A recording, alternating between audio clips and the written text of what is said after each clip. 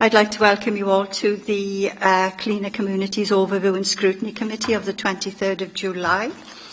And thank you all for coming on such a lovely day, spending your time indoors. The meeting is being webcast live. Please remember to speak into the microphones and turn off any mobile phones and any other electronic devices you might have.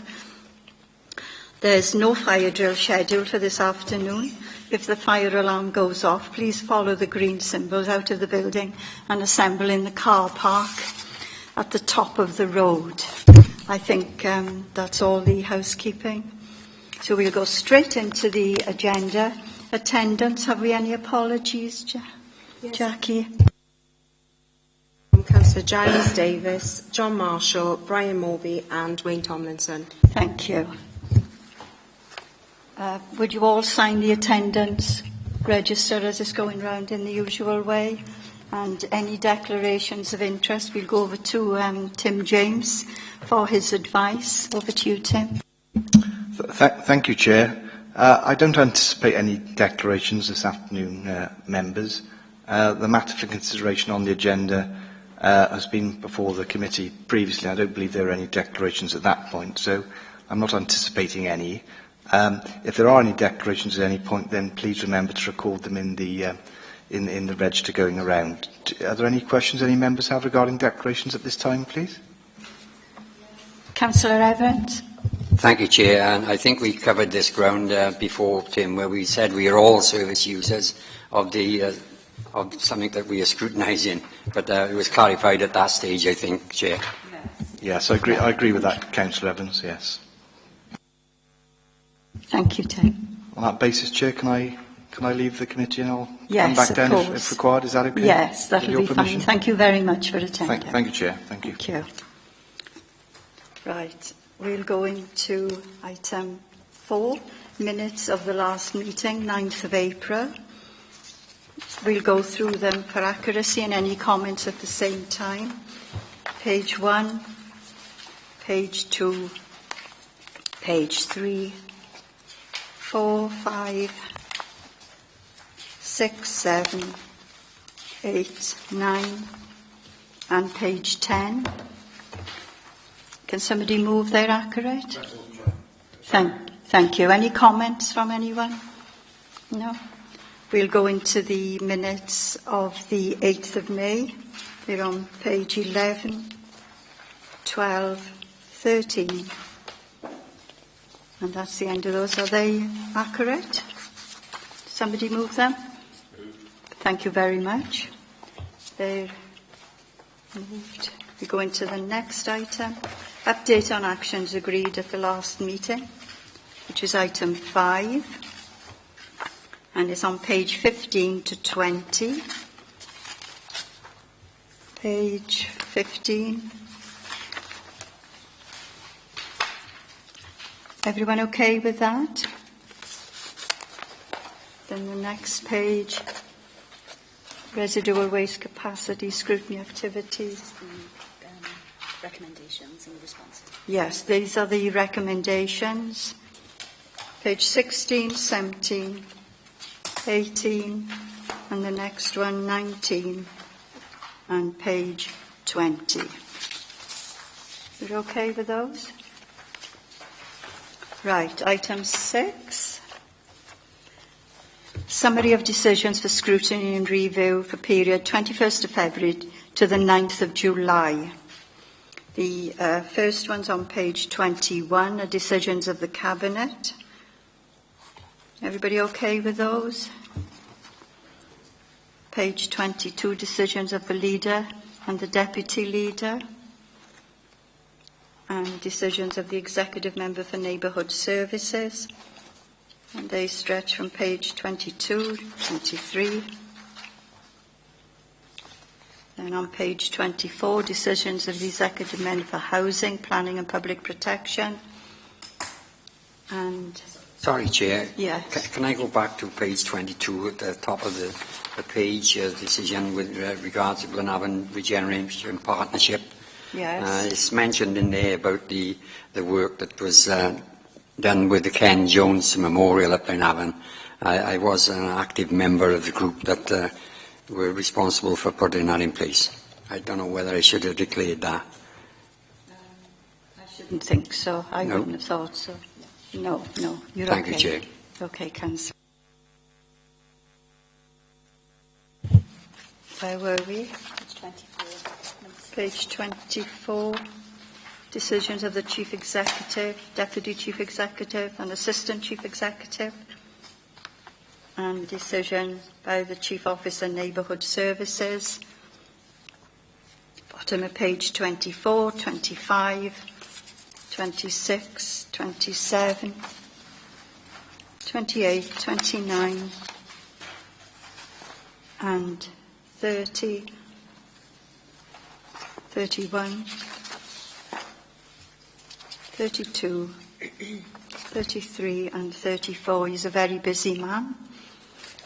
Are there any questions on any of them? Yes, Chair. Can I come back in again? I waited till you went to the end of the decisions to come back to page 27 in reference to the Blenavon Workmen's Hall, possibly relocation of the library there.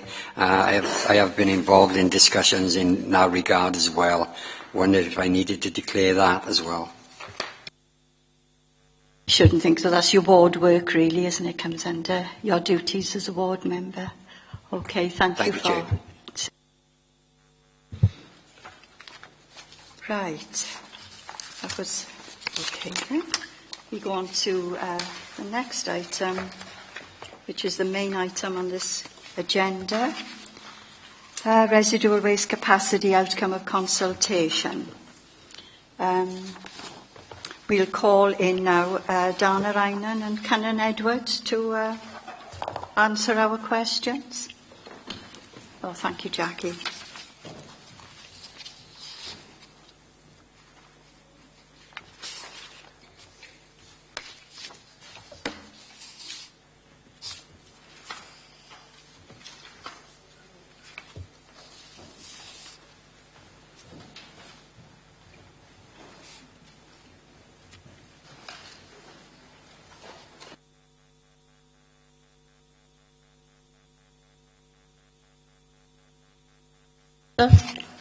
Thank you very much for coming, Dana and Canon.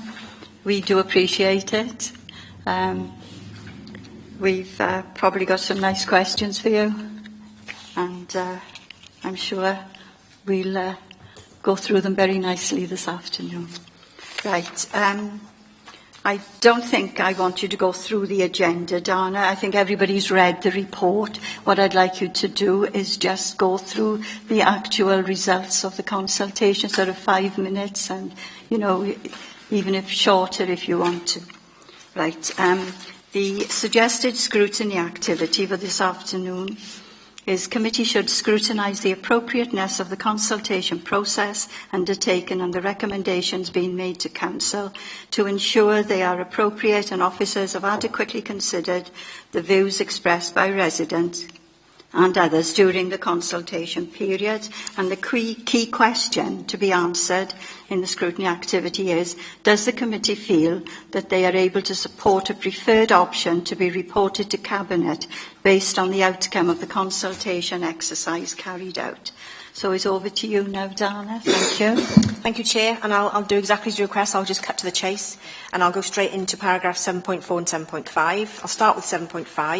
7.5 is the overall responses that we had from all of our public consultation. So that was the My Say online consultation, the roadshows that we did, and all of the forms that were in hard copy handed in to us throughout the consultation period, plus also the focus group that Blenavon led. What that tells us in paragraph 7.5 is that 74% of the public preferred option A, which was the 140-litre skinny bin with the dedicated nappy collection. 7% of the public preferred option B, which was the bag option. 13% of the public preferred option C, which was a monthly collection with the existing 240-litre bin. And I've also included in the table that 7% of the papers was spoilt. And by that, what I mean is people either picked all options or no options, but they gave comment. We've counted the papers because we've incorporated the comments as part of the later parts of the report. So that will give us our full 100%. As you'll see from the table on page 8, that's 8 on my papers anyway, we had 1,482 replies, which we are reassured by Julie Rooney, who's our consultation guru, I should say, that is a high return. We would expect to receive just over 1,000 responses to be representative of the public, and we received well in excess of that. So we're quite confident that we've had a good return on the consultation. So that's what the public are effectively saying.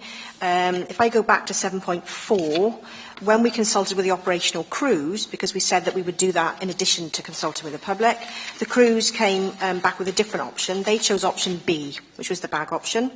And the reasons they gave for that was less financial outlay, no need to buy additional bins or new bins. They felt that there would be less maintenance on the vehicles because you would no longer need the tail lift, and that wouldn't need repair. Removing the tail lift would also make the vehicles lighter, which they believed would mean they could get more in the vehicle because there would be more weight to be put in the vehicle, which means they could do more in a round, and they also felt it would be a quicker operation for them. Essentially, they went for the option they felt would be an easier option for them. So that was the crew's opinion. As I said, the public's opinion was option A, which was the skinny bin, 140-litre bin with a nappy service. We also asked members of the public, through the consultation, which types of recycling they were likely to use. So which ones did they participate in? And obviously we have to take their word for what they've said as part of the response. And I've given you that in the table, again on page 8. So 88% of people that we consulted with said that they used the blue cardboard bag. 75% used the brown food caddy. 86% of people said they used the green service, and 94% of people said they used the black box, and 4% of people openly admitted to not recycling at all. What that tells me, that table, and it will be of interest to committee because the previous views you've expressed, is that people are less likely to recycle their food. So we asked them, as part of question 3 on our consultation, if you don't use one of these types of recycling, then what would make you use it more often, or why don't you use it? And I've picked out in particular the food one, because that was the one I know that committee was interested in, and obviously the consultation has shown that people are less likely to recycle food. And the reasons they gave, 5 people said because it wasn't collected, 36 people said they didn't have a caddy. Well, that's easily fixed, we can provide caddies. 15 people said that their pets eat their food waste, so they don't have food waste to produce. 14 people said they live in flats or complexes where we don't currently have a service. 11 people were concerned about flies and maggots. 7 people were concerned about rats, cats or dogs. 22 people said they felt it was messy and smelly and that's why they didn't like to do it. 11 people said they'd like liners. 21 people said they don't produce any food waste at all. 21 said they compost it themselves at home. And there were 24 other responses that we couldn't really categorise. So that gives you a feel for some of the things they said about the food.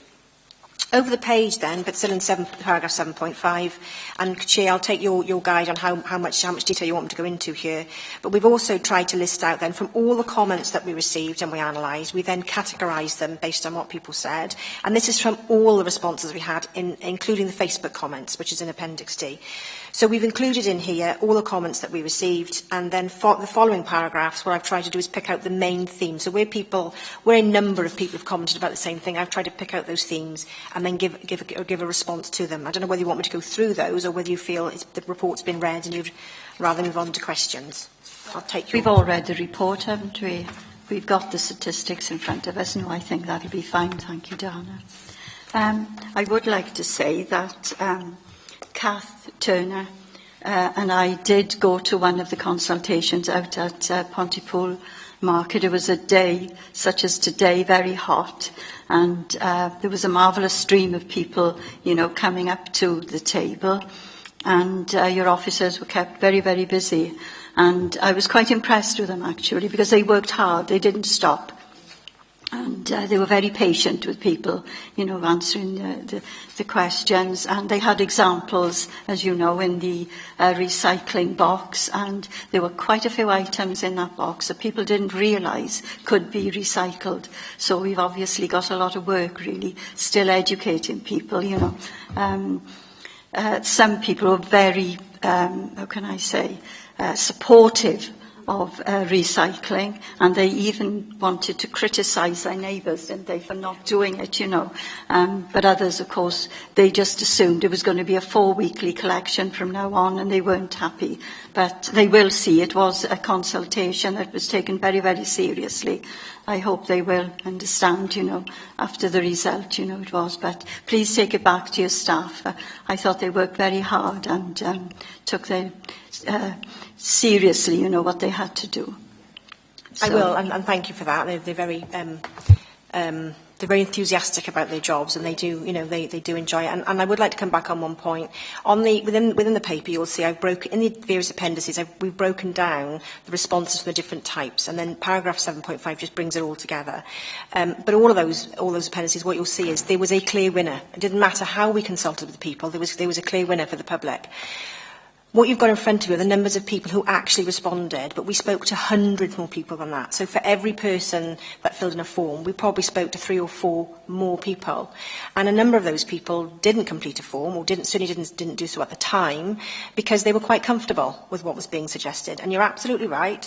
A lot of the conversations that we had, and both Ken and I did it as well, started with people saying, what's this about you going to monthly collection? And that was because of the way it had been reported, which is unfortunate, really, because we started off almost on the back foot in a way, but that was fine because it gave us straight away an opener to be able to say, well, no, it's not like that. Let me tell you what it's about. Yes, there was some resistance from people who immediately said it will never work. It will never work. And so we challenged them, and you probably witnessed it when you were down there, to say, well, what are you putting in your black bin? And actually, in the end, people did. They struggled to answer, and there were, I would say, a large proportion of people, probably 9 out of 10 people, who once they left us said, yeah, okay, yeah, you are right. Yes, there was your 1 out of 10 people who, you know, but they're currently not recyclers anyway, and these are the ones that we will need to help quite a bit going forward. Thank you. Shall we go into question? We've got our... Just make a brief comment, Chair.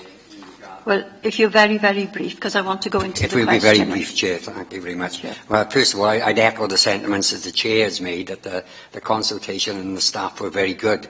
And I think the consultation was very professional. I'm a bit concerned that Julia says that that's a good figure come out of the consultation, because I don't feel it's very reflective of Torvine overall. And I hear where you say that you spoke to lots of residents who hadn't actually made a comment in writing or by electronic means. So I'm not completely satisfied of the figures that took part in the consultation.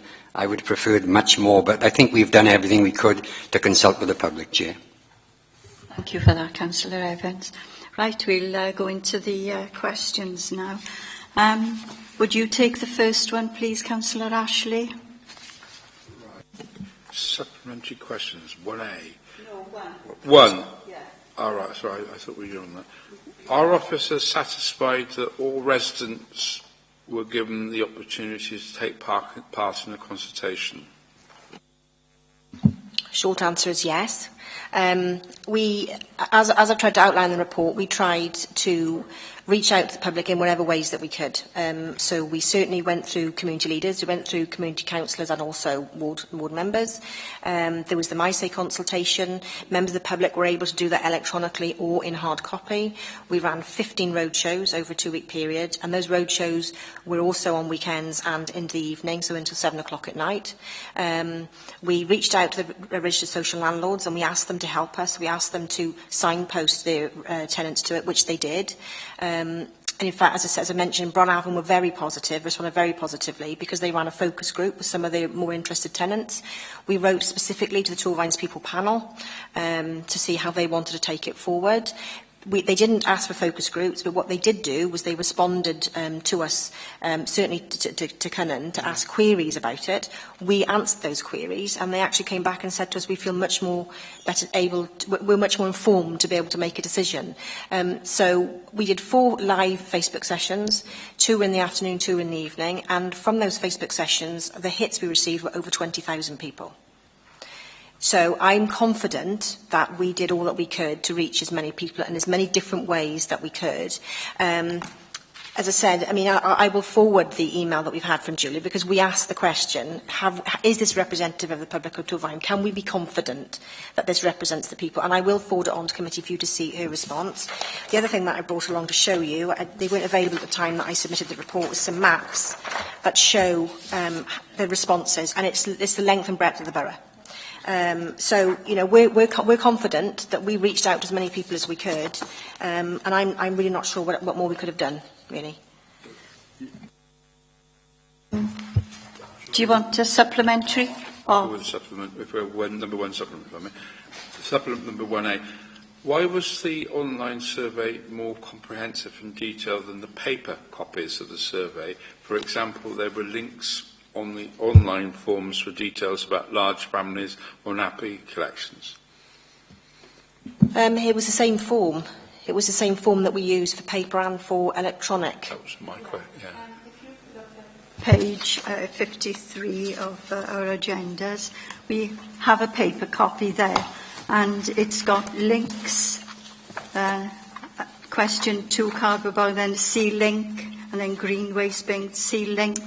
And, you know, when I was talking to people, they were asking more or less the same questions. They said they were a big family, more than 6, and I said, well, there is scope for you to have a bigger capacity for your waste, and then they'd bring up the nappy thing, and I'd say that, and they didn't realise by looking at that, because they couldn't go into the links, if you know what I mean. But, you know, when your officers were talking to people, obviously you could get that over, but just looking at that, that's why that question's there. The links didn't refer to any larger families or any of that sort of thing. The only things that the links provided was what you could put inside the black box, what you could put inside the food caddy or the cardboard bag. And during the roadshows, that's exactly what we're doing in person, discussing it with the residents.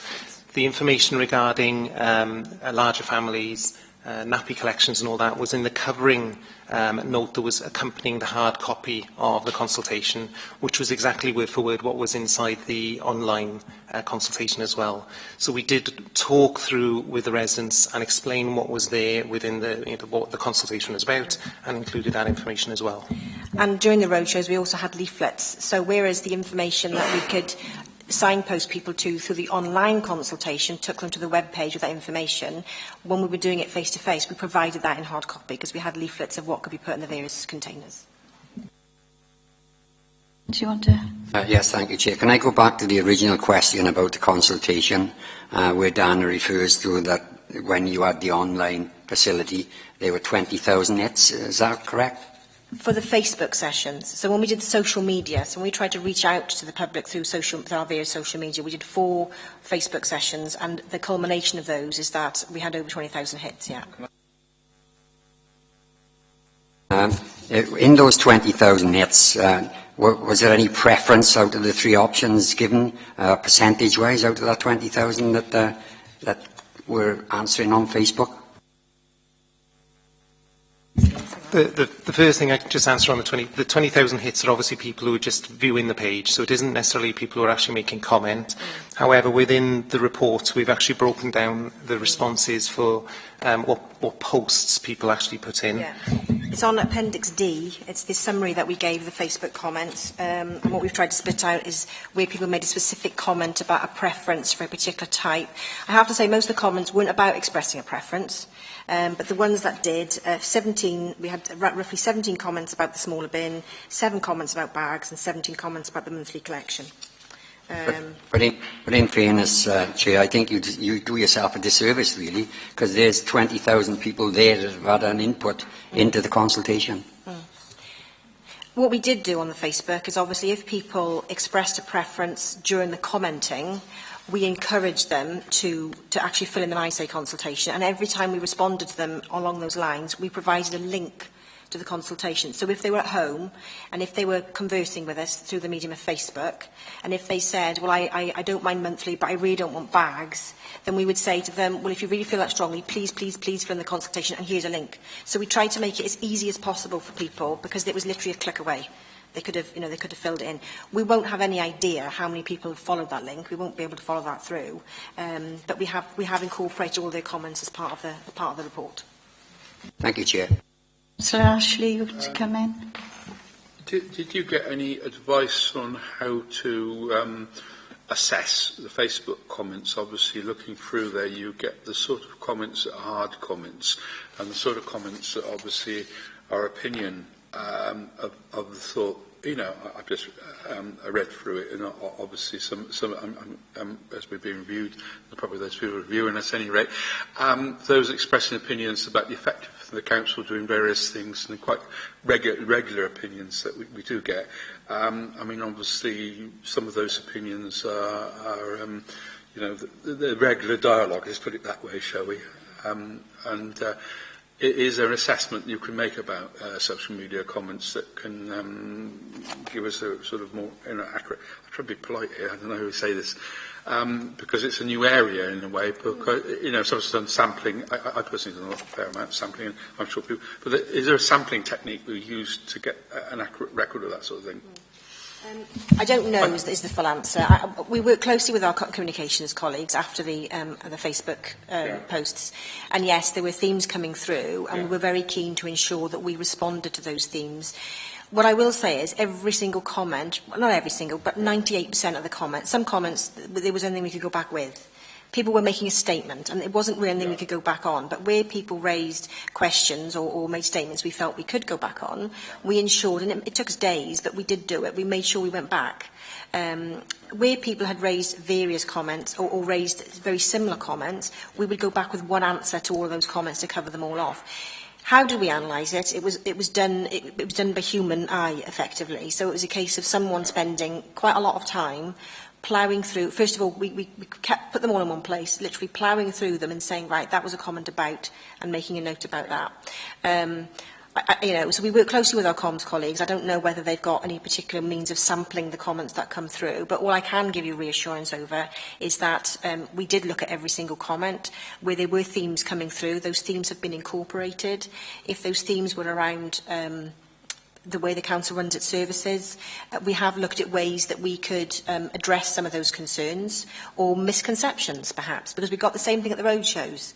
You know, people would say things in the roadshows, and picking up on the point that the chair made around people not always understanding what they can recycle.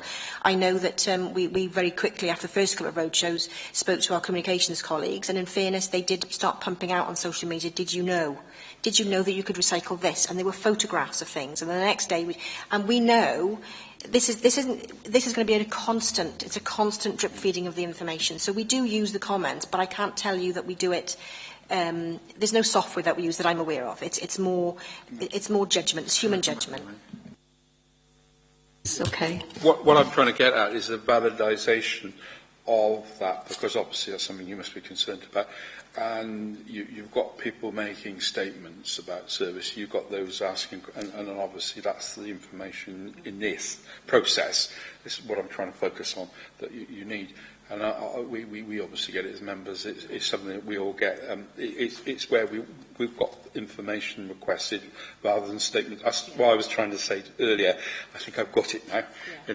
In it's teasing out those sort of things, which I suspect are of a value to you rather than other type of statements. But the only way that we can do that is to read every single one and to go through it. I think what you're talking about is sorting out the wheat from the chaff, isn't it? Yes. It's what's coming through is something that we need to respond to, and what's coming through that's just a statement that's being made. Yeah. And again, it's done by us. Yeah. You know, we sort of read through it and we sort of, okay. That's why I made the comment to say that we tried to get back to, I would say, 98% of people, but there were some comments we just couldn't respond to because there was no answer that we could give. Mr. Williams, you'd like to come in here? Thank you, Chair. It's possibly covered a little farther on, but I think it's just an opportune time to bring this one up. Given the answers on Facebook and what you saw across the road shows that you held, do you think it's time now that we radically re-looked at what we do with communicating with the public? Because there appears to be no understanding across there. And I take the point, if you read the Argus, of course, they call Torvine Talks a Town Hall Pravda, don't they? Which is a bit rich, coming from something that gets an element of communication wrong in every single edition that they print just about.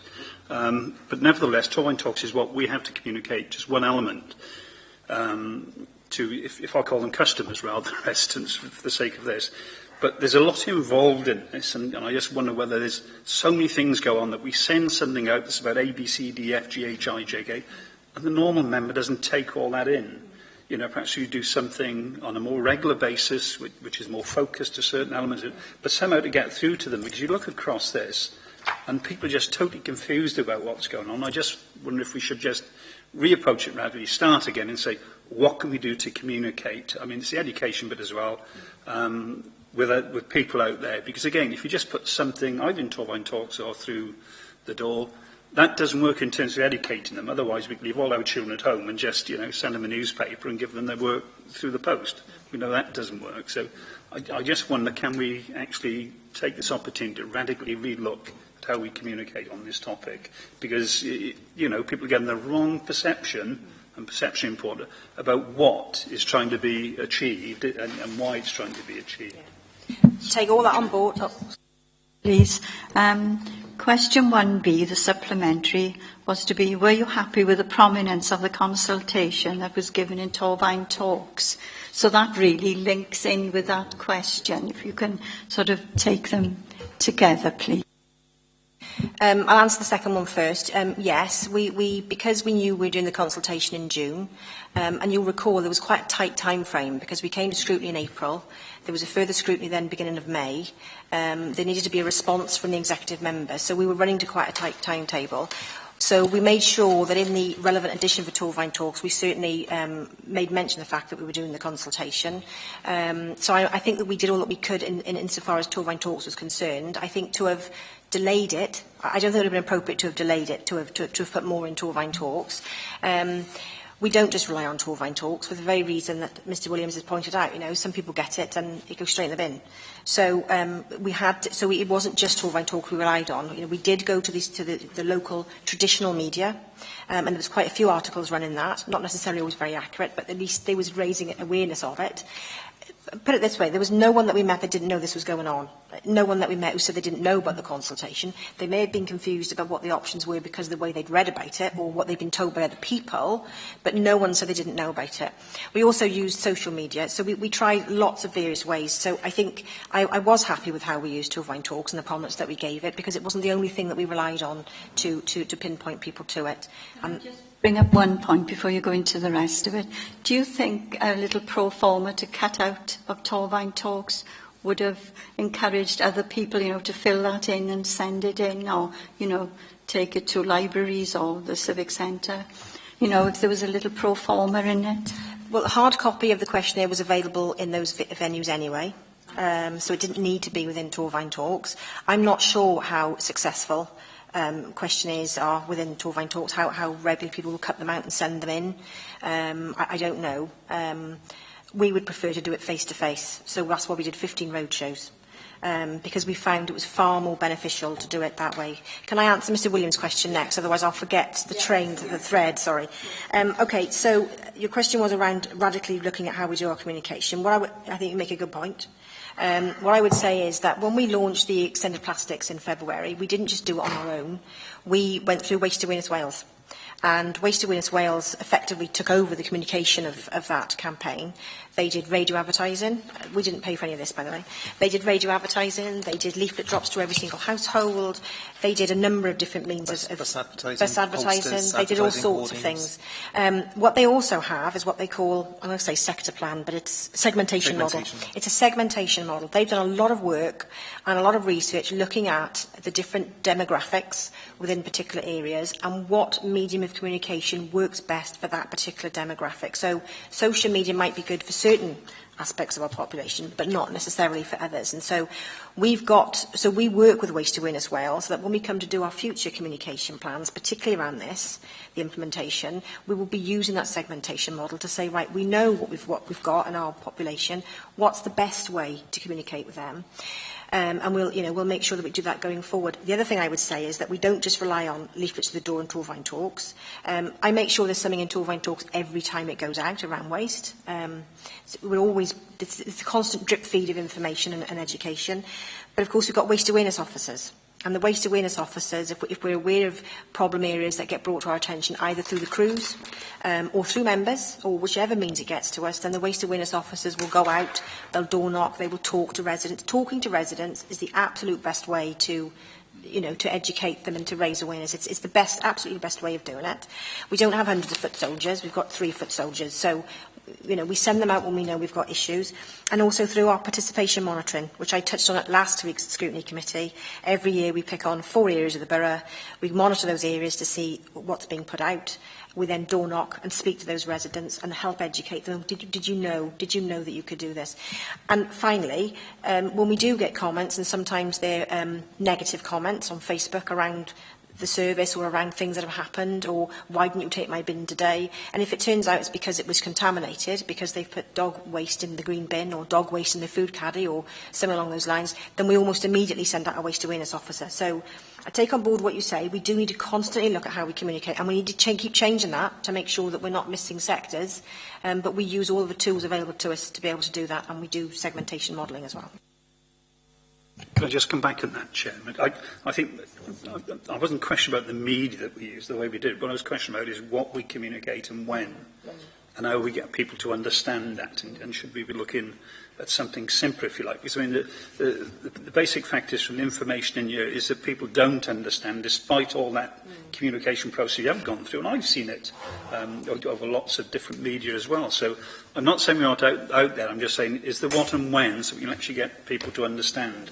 And I know you've only got 3 people to go and talk to people, which is the best way of doing it, but I just wonder whether we can just look, and I don't have the answer to this, no. I'm sorry, but it's whether we can just look and find another way of doing it. It needs an in-depth look at. But I mean, that was the point I really wanted to make. Just to add on one little comment, the roadshows during the consultation were really, really effective.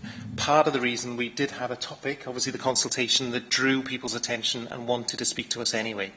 But we hold roadshow events on a regular basis. Since the consultation, we've already held 2 additional roadshows. We've got another one on the 1st of August and another one on the 14th of August. And we regularly have these events. And one of the things that it has shown is we're able to target hundreds of people at each one of these events and have proper discussions and conversations. And I think what it's really shown this consultation really is, if you've got a specific topic that you can really get people engaged with, we can really get people coming to our stand and having a conversation about recycling. And for example, Councillor Parish, you mentioned earlier about the boxes that we had about what we can and can't, because we also had a black bag of waste that we couldn't recycle. That worked very effectively. Rather than just having a stand with a bit of leaflets and a couple of people, having a box there with the materials was the bit that teased out the issues of I didn't know you could recycle. I didn't know you could recycle foil. I didn't know that type of plastic you could recycle. And that was very, very effective. I think, as a personal experience, I think that really did help those people who spoke to us on those days. Ashley, you want to come in again? Yeah, very, very quickly. It's along the same lines. I mean, you're saying you're doing regular sampling. You're getting the participation officers, of whom some I know well. But the conveying of that, and coming back to what Alan and you said earlier about finding out information and bringing it back into the loop, I think that was an important thing, because members and the public, etc., we need to keep getting this feed loop back, and that's what's coming out here, I think. Your regular sample is all the time, is it? You're sampling? Yeah, because you obviously got media awareness. We do 4 sessions a year, so we do 4 areas a year. You've got to remember these take weeks and weeks and weeks to do, because we spend about 3 to 4 weeks before monitoring. Then we'll door knock and speak to residents and they'll say to us, oh yeah, I recycle, yeah. And we'll say, well actually, you only put your box out once in 4 weeks. So, okay, and we'll have a conversation with them, perhaps give them extra containers, and then we'll spend another 3 or 4 weeks afterwards, and then we'll go back probably 6 months after that again, because there's no point doing it as a one-off and then walking away. You have to keep going back to see whether what you've done made a difference, and keep knocking the door and keep having the conversation to further encourage. So we do 4 areas a year, but it does take, it's quite resource intensive. So yeah. Right, Councillor Evans, you want to come in on the same point? Yes, thank you, Chair. First of all, Dan, I may have been asleep somewhere, but I wasn't aware that we had waste awareness officers. If we could have a bit of information on that, I think it'd be very useful for all members, because we all got pockets of areas where people need educating. That's the first thing. And I wondered, Chair, in the future, if we could have some information coming out of the quarterly visits. And I know you say it's every 4 months. If we could have some information to come back to this committee at some time. That would be good to have It's 4 times a information. year, it's not once every 4 months, so it depends on, but it's 4 throughout the year. We do have a table, I have sent that on actually, so it gives you all the results of suspicion monitoring for last year, broken down by the various recycling categories. That was sent on to the committee services officer to send on to from last week's joint committee, because that question was asked at last week's joint committee. So that's been sent on. The 3 people, you do know them, because you'll probably know of them, as Alison Langford, yeah, Andy Magri and Teresa. I didn't realise that was their job title, Yeah. but thank you for that. And if you have got, sorry, Cullen, if you have got problem areas, please ring us, because we can certainly, look into that. Go on. And the reason I just wanted to highlight, the reason we don't do it every 3 months, partly is down to resource, but also down to the fact in the winter we need a clear period of time where you're not going to be affected by the weather. Yeah. So we try to avoid that winter period, because we know whatever we do halfway through, we're probably going to be disrupted or potentially disrupted. So as a result, we tend to like to do it earlier in the year in order to carry that activity out. I've just been prompted by my support officer. The reason why we haven't had that information is there's a different officer for the joint scrutiny, and she's on holiday at this moment, so we'll probably have it when she comes back. Okay, anybody else now on this topic, Councillor Bevan? Okay. Well, it ties in with... Thank you, Chair.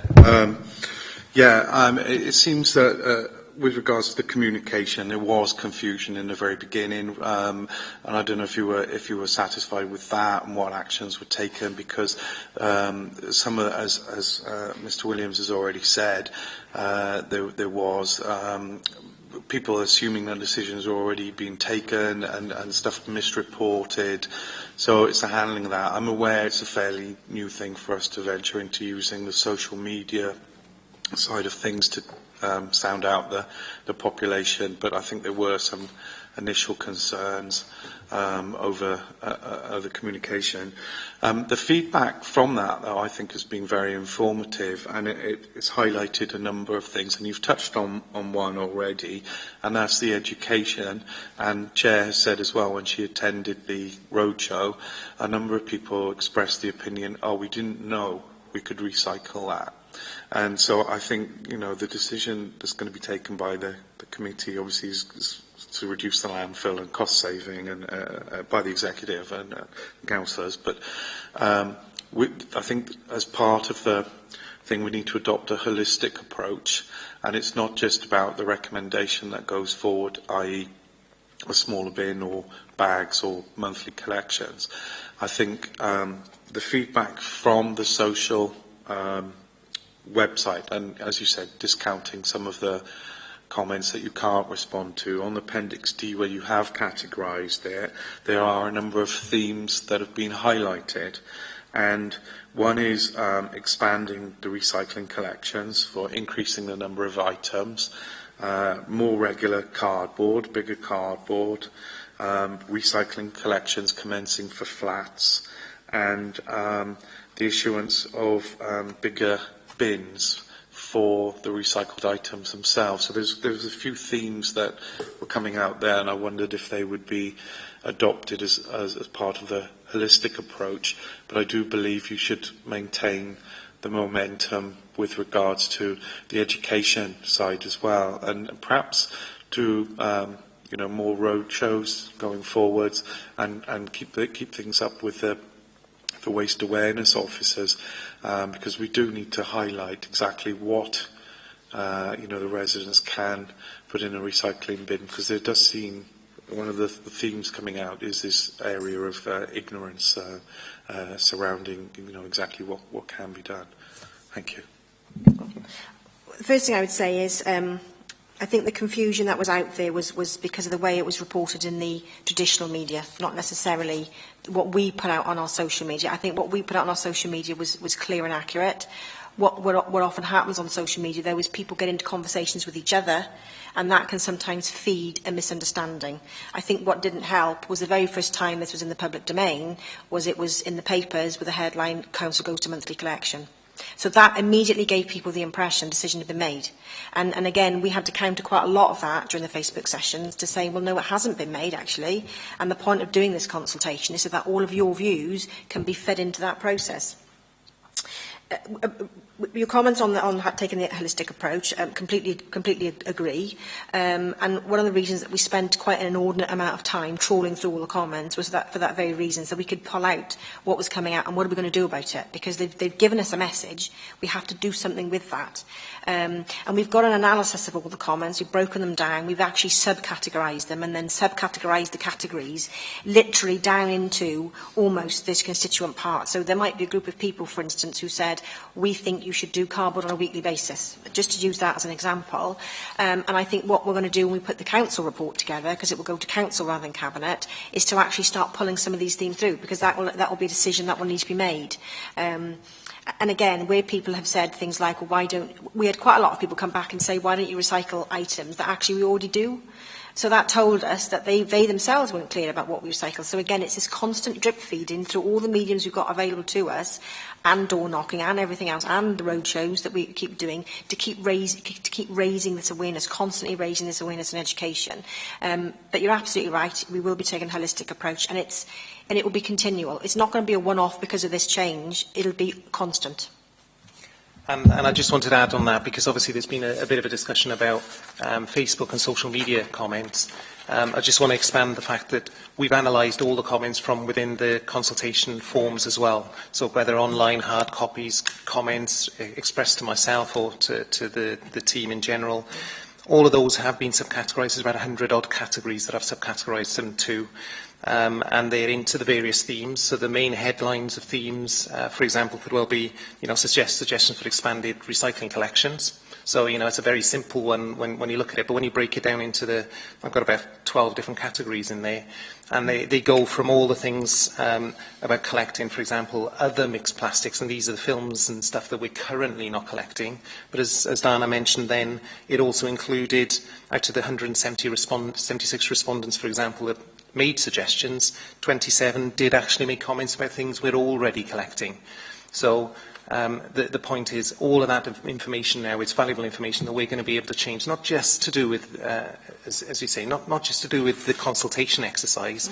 The final question, in particular when we ask residents, what can we do to improve recycling and help you to recycle? We've got a raft of information there that's going to enable us to change elements of our service and improve it. On this topic, Councillor, because we've been on this one question of some time. Be very brief, Chair, Okay. but I think it is important to ask this question. It's in regard to consultations and what have you. Are you aware of the petition that was about to be given to this council with 800 signatures on, and were they in fact forwarded to you, if not the council? We were aware of it. I made mention of it in the report. It had, last time we saw it, it had up to 800 signatures. I'm not sure where it stands now. It has to be presented, if it's going to be presented, it has to be presented by a member. So it's not been given to us as officers. So, for example, it's Mr Barry Jones that was the owner of it, if you like, because there was also a Facebook group. That hasn't been sent to us directly. Now, if it was sent to us directly, we would, see what comments are in there. What I would say is that there were a number of people on that forum who were very anti the proposals.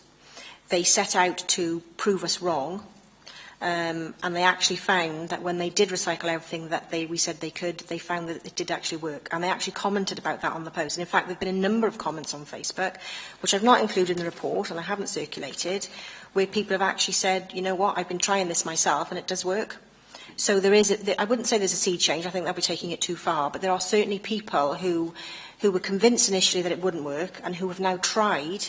They've actually put it into practice rather than just say it's not going to work, and they've actually been brave enough, if you like, to go back onto the social media and say, you know what, it does actually work.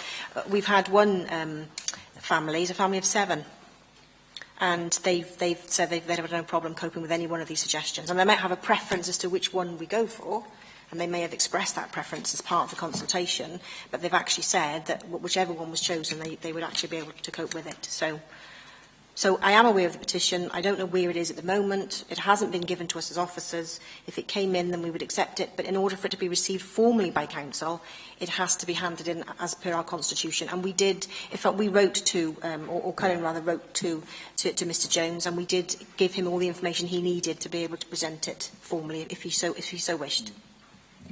Thank you, Chair. Thank you, Dana. Yeah, thank you for that. Councillor Seaborn, can I ask you to take question 2, please? Thank you, Chair.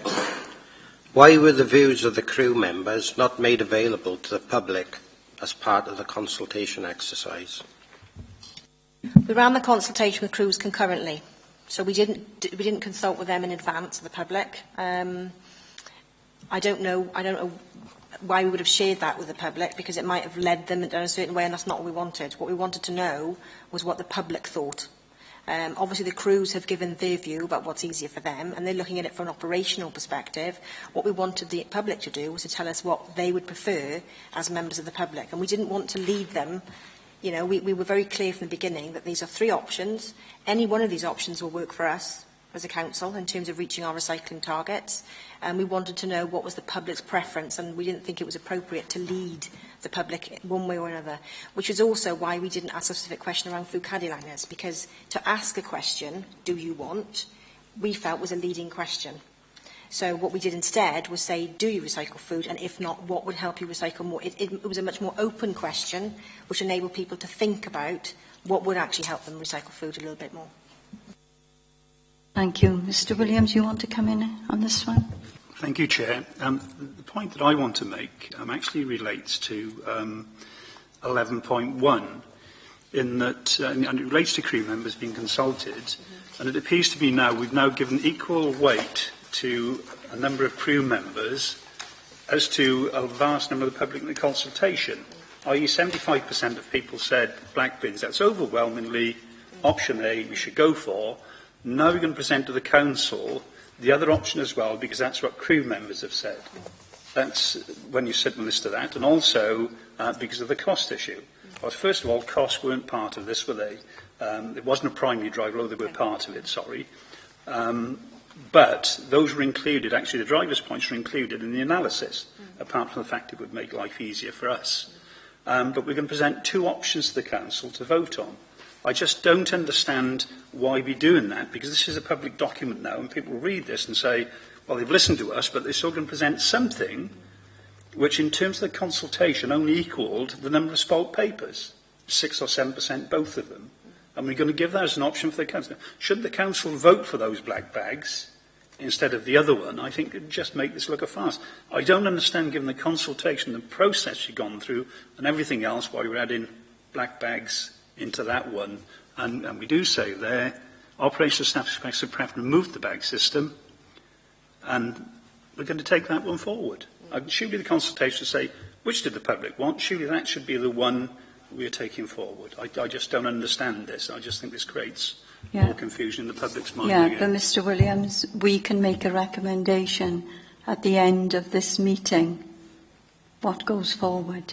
Within the report, there's no recommendation of any options. There's nothing at all in there. It's only reporting back what people have actually fed back through the consultation. Yeah. I think that's a little bit misleading. Can I come in, Chair? The paper actually says, it's suggested, therefore, the Council has to debate the merits of both systems and decide potentially by recorded vote. So you're putting both those forward? No. My actual intention was to put, and if it's misleading in that paragraph, I apologise, but my intention was to put all 3 options forward, because as I've said all the way through this process, any one of these options will work. We were asked specifically to consult with the public. We were asked specifically to consult with the crews. This committee asked me specifically to consult with the crews. So I felt it was appropriate to put I put a paragraph in for each type of medium or each type of consultation group, For example, I also put in a paragraph around Bronavon, but I'm not saying that they should have a greater weighting on what's come back. What I'm saying is I'm just laying out in this report as comprehensively as I could what has come back from the consultation, my current plan, and it will very much depend on what this committee recommends, which is why we're here. And again, I've got a member seminar plan for September, and it'll depend on what comes out of the member seminar. Currently, my feeling is to put a report into council that says these are the three options. Any one of us will get us where we need to be. We think we have to do one of these three. This is what's come back to us. I think it is right to say what the crews have said, because we will be asked that question. Members will want to know what the crews have said. But that's not to say that I'm giving it equal prominence. I'm just giving it as a fact for council then to decide how it wants to go forward. Can I just add something? I agree totally with what Alan said, to be quite honest, because my reading, and I was on the subgroup, was that we were consulting with the public. I was extremely irritated at the beginning of this process with the previous chair. We stopped the meeting because we didn't have a consultation. We should have had the consultation, but we had it now. My understanding was we were consulting with the public, not anybody else. And on the end of that, that we would make a decision on that consultation. Now, the view of what the crew is immaterial, really. It's a decision we've got to make as councillors on that consultation. I totally take the point you make there, Alan, to be honest. The view of the crew is interesting, but it's immaterial to this decision, I think. I'll come in, I'll say it again, Councillor. We will make a recommendation after the question and answer now, this afternoon. So we can make a recommendation, okay? So don't get too worked up about this issue. Anybody else want to bring anything in about the cruise? We'll go to the next. It's the finance section now. Yes, you can ask it, Mr. Smith, if you want to. Are you happy with the financial arrangements in place for the options suggested? We don't currently have a finance arrangement in place because obviously it will depend on what council decides. That decision's not been made. What I have done and what I tried to put in the report was that I have made early approaches to Welsh Government to see whether there would be the possibility of...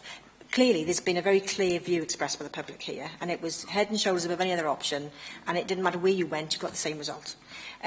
So I've already made some early approaches to Welsh Government to say, if this is what council decides, is there any possibility of some grant funding to be able to, if not cover, meet some of these costs? The response I've had to date is that there's a particular pot of money called CCP, which is Collaborative Change Programme. That's predominantly capital. They've already come back and said no. But they do have another pot of funding called Investor Save. And they have written back to us, and they have said it's something that they would be interested in pursuing, so they seem quite keen to do that. There are conditions with it, as there are with any type of funding that you get from Welsh Government. I forwarded that to Nigel Aurelius to say, well, this is an option if the council wants to go down this route. What are your views? Because he would need to be happy with those conditions, and I'm awaiting a response. I only got it last week, to be fair, so this is fairly recent, so I'm waiting for a response. When I come to the member seminar in September, when I come to do the council report, we will be in a far better position then to be able to say these are the funding, if this is what members want to go for, because that was the public's preference, then these are the funding options that are available to do it. And it may also involve our own funding options. So, for example, it may be that we take the annual savings that we will make and we potentially borrow to pay for the bins if we decide to go down the skinny bin route. So I can't really say at the moment that we've decided what it is, but we're starting to work up some thoughts around what it could be if that's what members want to, are minded to choose. And going forward with that, have you done any research of how other local authorities have funded similar actions to what Torfaen might take? I think some authorities have in the past had some grant funding, but the grant funding sources they had at the time no longer exist. We can certainly do that research as part of the council report to say, how have they funded it. We can certainly do that. That's not a problem. Thank you. I'll ask Councillor Cross now to take the next question, which comes under the complaints section. Question 5, please. I thought you were going to ask the next question down. I wanted to ask something about the conditions that you mentioned briefly of the grant, Chair, if I could. You mentioned briefly about the conditions attached to the grant. is it too early in the day to give us some inkling of what those conditions would The be? only thing that I'm aware of currently is the authority would have to fund 25% of the cost up front, and it would be a interest-free loan, and it would have to pay back in 2 years. That's all I've had, but that's very rudimentary. We've yet to have a meeting with Welsh Government to find out any more information, and again, that's what I forwarded to Nigel to say, do you think this would be worthwhile pursuing from a finance perspective? I don't know if that would work out as a better deal for the authority than looking at other options for funding if we decide to go down the skinny bin route. If these are, further information comes forward on that, Chair, obviously this committee would be able to have that information. Councillor Ashley and then Councillor Bevan. Very briefly, there was some talk about resale of the other bins, and you had suggested you get some value out of that, didn't you? Is that in your business plan as well? It will be, yeah. But the value we'll get back for the bins won't cover the new bins. It will probably be just enough to cover the transportation costs of delivering. Because the bin company will buy them back because they'll make new bins out of them. Have suggestions that maybe resale to the public might be a popular option. Have you looked at that one as well? Yeah, it has something that's been suggested, and it's something that we can have a look at, because people can use it for all sorts of things if they want to. So again, it's something that we'll look at now over the summer to see feasibility, but also logistics, because obviously we have to think, if this is the option that's chosen, we're going to think about the logistics for all of the options, but if this is the option that's chosen, we have to think about the logistics of delivering the little bins, bringing in the old bins, and which ones we bring in and we don't bring in because people have decided to buy them, and how we do it. So it is an option we're going to look at. It's something that's been suggested to us in the last couple of weeks, and we will look at it. Councillor Bevan. Thank you, Chair. My question ties into the finance side of things. I mean, if you've approached the Welsh Government tentatively, just to put some feelers out there about the potential for future funding, something that was on the Welsh News fairly recently was the fact that there's so many different systems throughout Wales, and I'm wondering whether in any sort of responses or contact you'd had with the Welsh Government, whether they'd given any sort of indication to you or conditions or what have you about moving to an all-Wales solution. And also that's topical because that also ties in the funding costs, depending on which option we go for, I know are different, and markedly different if we go for the 140-litre skinny bin.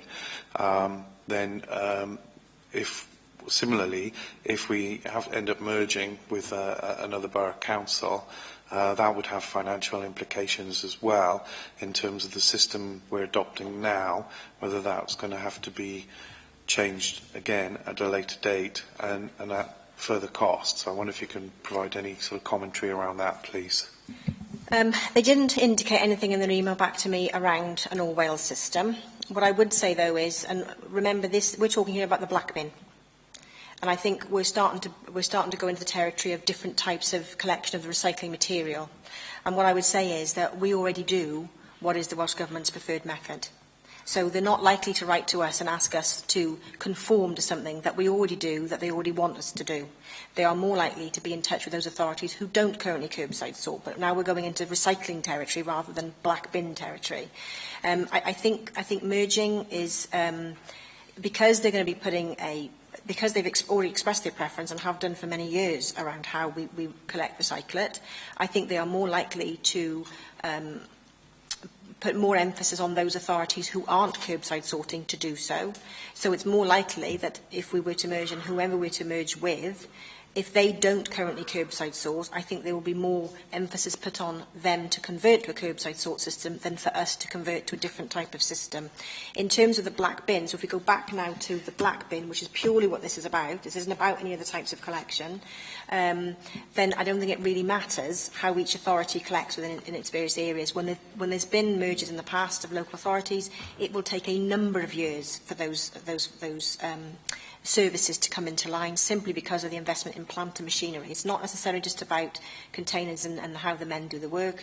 It's also about the materials that they use, the plant and machinery. So it will take a number of years regardless. And I don't think I don't believe that it should be a concern to stop any decision about what we do going forward, because regardless of what option's chosen, other authorities are having similar conversations or have already made their choices, and we know it's going to take years to align them regardless. So I think it's something that we should pursue in any event.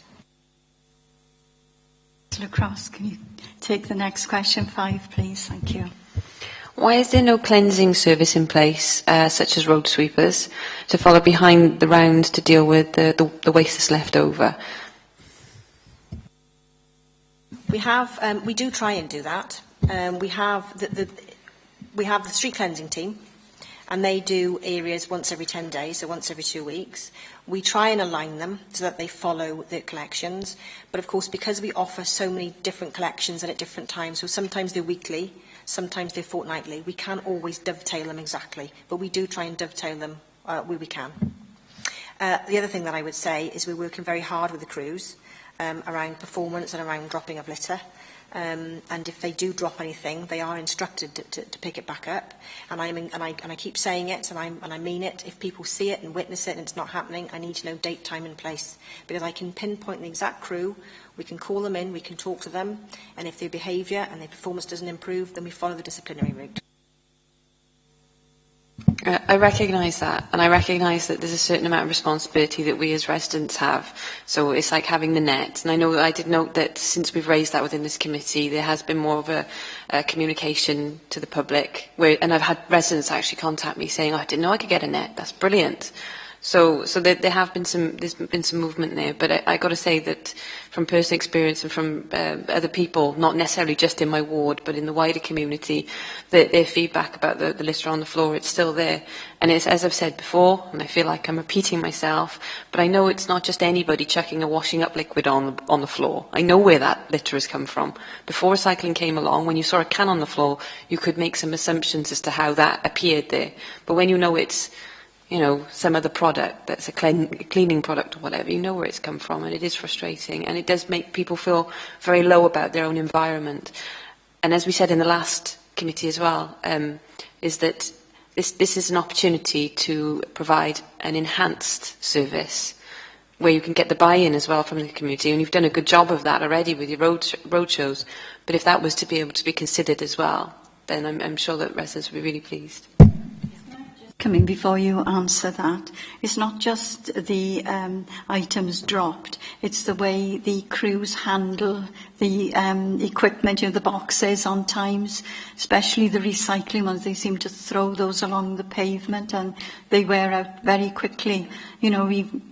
As members, we get complaints all the time. So, could you answer that as well? Yeah, and it'll be the same answer I've given a number of times previously. If you get complaints from residents and they've witnessed it, so they're not, what we did during the road shows is people would come up and they would make a complaint like, the crews, they treat the boxes terribly. And we challenged them. And we said, when was the last time you actually saw that happen? And people would actually think about it, and a number of people said, about 6 months ago. So people are still basing their comments on a perception that they've had, maybe they've had it for a long time, granted. So the first thing I would ask you to do is to challenge the comments that are made. Is it based in the now, or is it based in what used to happen? If it is based in the now, please, please, please ask them, find out from them date, time and place. We've got the tracker system now, so we're able, if someone says it happened in this street on this day, and if they send us photographs as well, and we've had that off the people, and it's brilliant, because it enables us to deal with it immediately. We deal with it that day. We can deal with it that day. I believe, and I believe that performance is improving. And I have had comments from members of the public, and I've had comments from other people to say they've started to notice a difference. They've started to notice that containers are being put back in the right place, that boxes aren't being thrown as much as they used to. I can never sit here and say to you it'll be perfect. I can never do that. But what I can do is constantly drive. As well as this constant drip feeding for the education and awareness of the public, I've also got this constant drive in terms of raising standards of performance and behaviour with the crews. So if you're getting these comments, the first thing I ask you to do is challenge to see is it now. If it is now, please pass it on. So we can do something about it. What I can't work with is anecdote. What I can't work with is someone saying, well, the whole area is a mess. Because you have different crews doing different types of material. What I need to get at is actually pinpoint the crew that is potentially causing that problem. Because it may not be the recycling crews. It could be a different crew, and I need to pinpoint that crew so I can actually do something about it. Well, it's good to hear you're working on it, because we do get an awful lot of complaints in that direction. Councillor Cross, you want to come in? Thank you, Chair.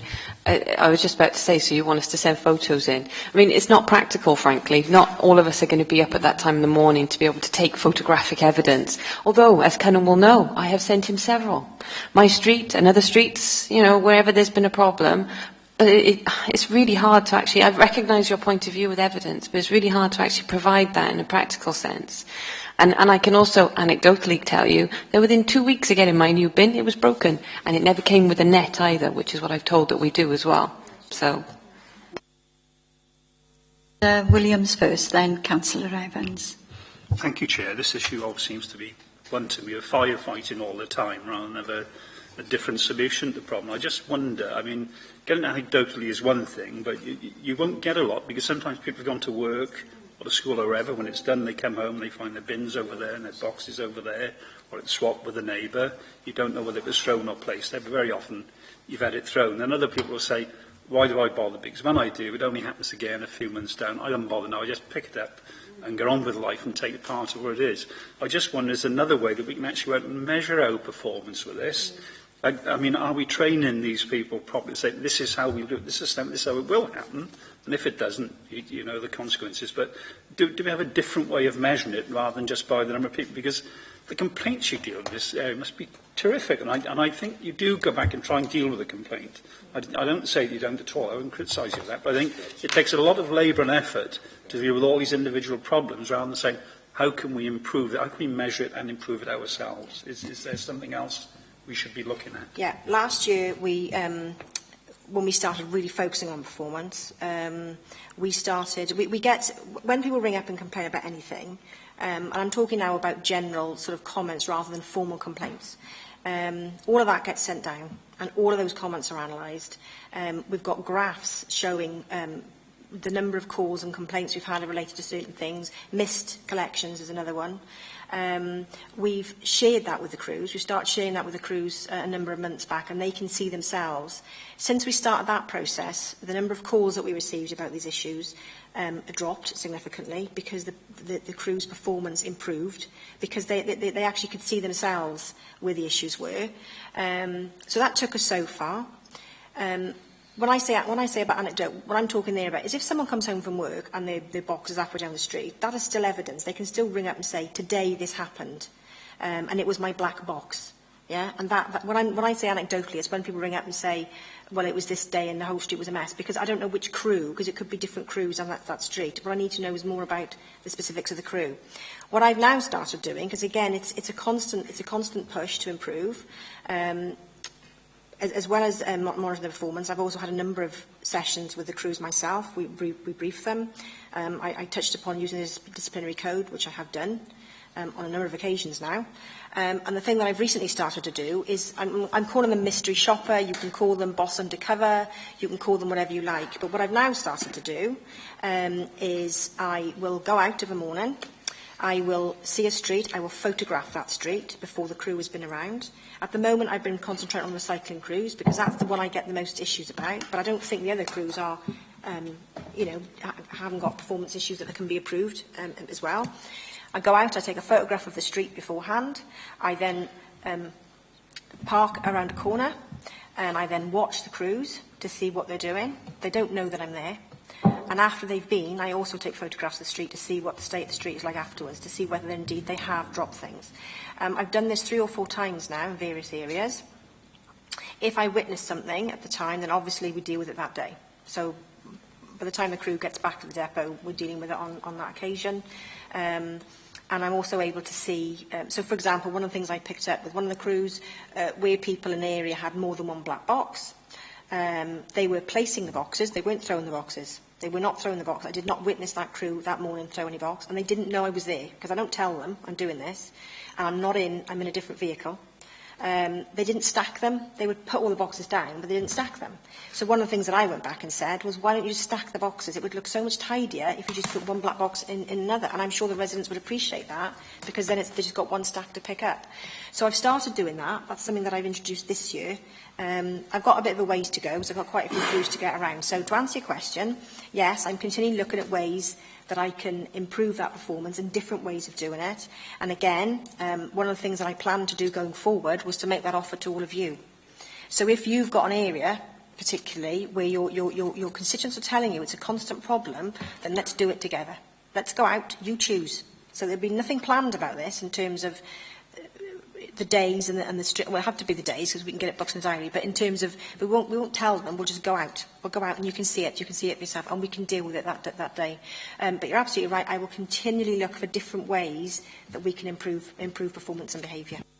Right, thank you for that. That'd be interesting. And just add one little final comment, because a lot of the comments that did come back during the consultation was it was one of the barriers that people weren't recycling. So we need to address it to get the rest of the people taking part. Thank you, Chair. I share everyone else's comments about this. We seem to be talking about it at nearly every scrutiny meeting we have. I'm glad to hear you saying things are being put in place, Dana, to improve the situation.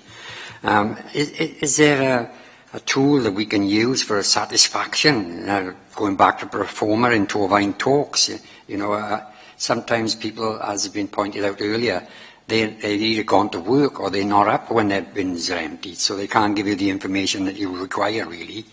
Is there some kind of tool that we can put in place in Torvine Talks that could capture this information? I think that would be very useful. And the other thing is, I just wanted to clarify, Dana, is I've got occasions where people are not aware that they can have another recycling bin, but they pile the recycling bin up they have. Now, inevitably, some of that blows off. Now, are the officers, have they got time to pick that up, or is it not in their job description? To answer your first question about customer satisfaction monitoring, we do it through Have Your Say. There was, it's not done by us within Neighbourhood Services, but certainly through the corporate communications. There's a Have Your Say, and part of that is always around the waste service. But it's certainly something we can look at going forward. I wouldn't be adverse to that at all. We could do it now and then judge it again in another year or two to see people's satisfaction.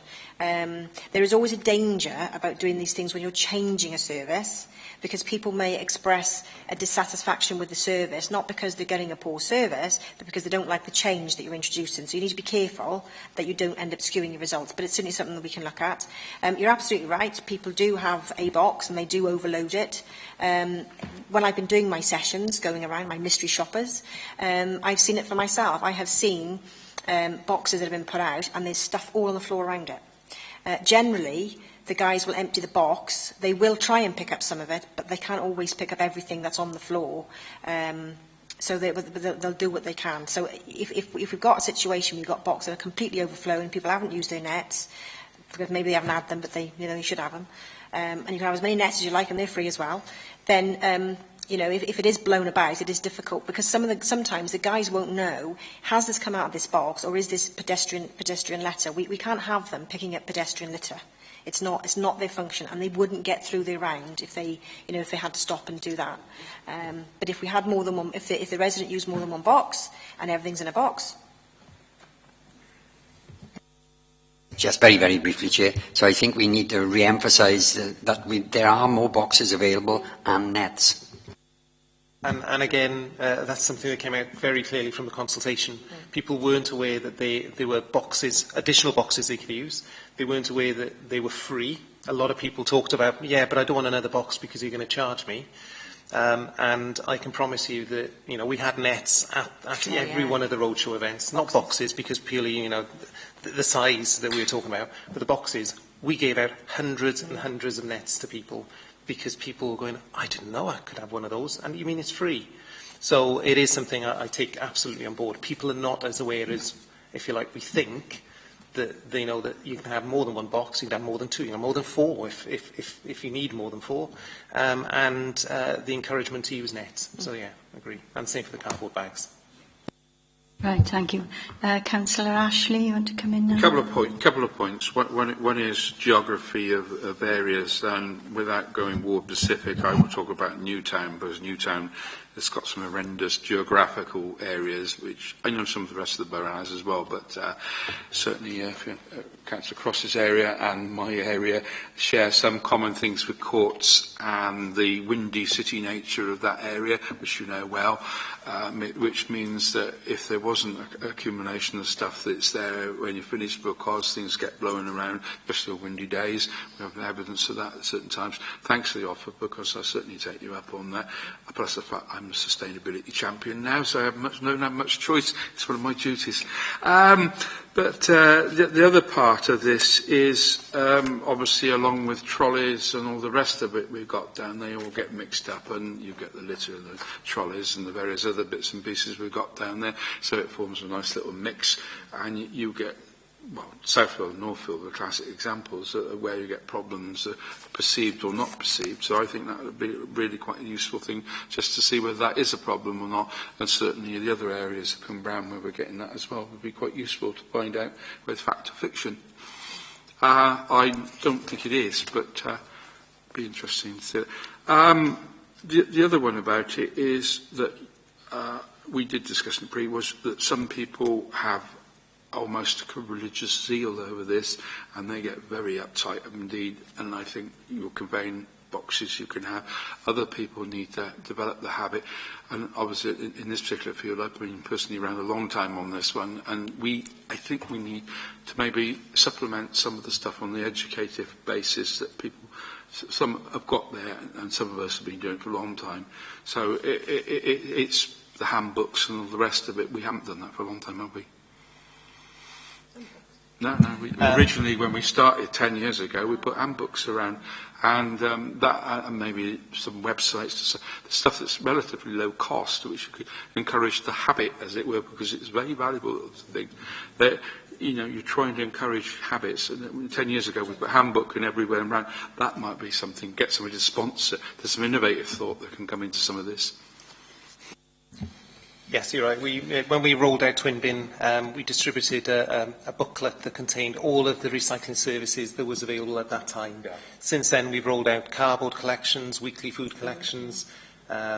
We've obviously increased the range of materials collected at the curbside, whether or not it's mixed plastics and Tetra Paks, which obviously everybody knows about, but things like envelopes, which originally, when we rolled out Twin Bin, envelopes couldn't be recycled because the reprocessors couldn't handle the gum as part of the envelopes. Well, reprocessors, as they modernise their facilities, are able to cope with those small-scale contamination that caused problems at the time. So where we are now, you're quite right, is at a point of we've done our rollouts, we've got all our various services in place now, and we need to update all of that literature. Now, whilst we have updated online, so online all the literature has been updated, what we haven't done as yet is collate it all into one booklet, if you like. So certainly we'll be looking to do that. Thank you. Councillor Cross wants to come in, and then Councillor Bevan. It was just a quick statement to one, obviously the purpose of this report, we're not looking at recycling, and so just to explain, but I do think it's a buy-in from the public, as I said, in offering an enhanced recycling service, and it does put people off. Two, as well, as I was quite reassured within the report, I think I've suggested in the first scrutiny committee that we had about changing or improving the black boxes that we actually have, because they're not fit for purpose in my view anymore. Now that we have so much recycling that you are able to take care of, I have a really small garden. From a practical and anecdotal sense, I have a really small garden. I don't have room to stick 3 black boxes, and potentially that is what I'm getting through now, because that's how much I can recycle, which I find exciting, as sad as that sounds, but also not practical, because there's no space. So it was reassuring to find within the consultation that people had independently said, oh, well, actually, looking at the receptacle would be a good option as well. So I would hope that at the end of this, that is captured somewhere as a recommendation as well. Thank you, Chair. Thank you, Fiona. Councillor Bevan. Thank you, Chair. Councillor Cross has actually pretty much asked a similar sort of question to what I was going to do, but I was going to put forward a recommendation that if the collection guys are finding instances regularly where People are trying their best to recycle, and given the size of the black box and it's full to overflowing, then couldn't they perhaps carry some sort of pad of stickers or something, just so that they could put one on the side of the black box to make that particular resident aware, that give them the number to ring to request a bigger box or an additional box, because they're the guys that are actually seeing it on their rounds. So I was just thinking, I know we're kind of going off topic a little bit now, focusing on recycling rather than the black bins, but where there were instances like that, I would have thought that would have been a fairly easy, fairly low cost fix, just to educate the particular resident that they can contact Torfaen and get hold of another bin, because clearly those people that are filling the black boxes for recycling are trying to do their best for recycling, and in fact they're doing their best so much so they've got more recycling than can fit in a box. So thank you. Absolutely, and thank you, for adding that as a potential solution, because, as I said earlier, question 3 within the consultation gave a free-for-all for people to add in comments on what we could do, and one of the key ones that came back was the suitability of the black box for the recycling. And some people did come up with suggestions, some people just made the comment, don't like the box. But it's clear, within our workload now, over the coming months, we've got a lot of work in order to try and address that. In fact, I had a query from somebody yesterday that on the back end of the consultation, asking exactly the same point, and I went back to that individual and said, yeah, clearly, whilst the boxes, when they were originally designed, and this is nationally now, UK nationally, the boxes were designed for a particular size because of the weight of the recycling that was put inside them, based on the average amount of glass, cans, and all the other material. And it was all based on health and safety for the householder, so it's not too heavy for people to lift. Well, the waste has changed. There's less glass now within the box, but there's a lot more plastic. So the plastic isn't weighing. The glass obviously is lighter effectively within the box. So it is possible that, it may need to review that process now, and whether or not there is a larger box, and whether it's some additional assistance and guidance with the residents. So that is something we look at. And as far as getting the message out, I take on, possibly a sticker or a leaflet or something directly to the resident will help. Mr. Smith? Yeah, can I just make a sort of comment more about when the councils are going to make their final decision about all of this. We've all talked a lot about streetscape. I'm a resident of Monmouthshire. They use all plastic bags. I never see any waste left behind. If people got more recycling, they just go and get another bag and fill that up. We don't have streets full of wheelie bins. If you look at Osborne Street coming into Pontypool, that street, in my mind, looks a mess. So I think the way rubbish is collected and how perhaps people use their wheelie bins really needs a serious consideration if we're going to make all of our streets, really pleasant places to live in.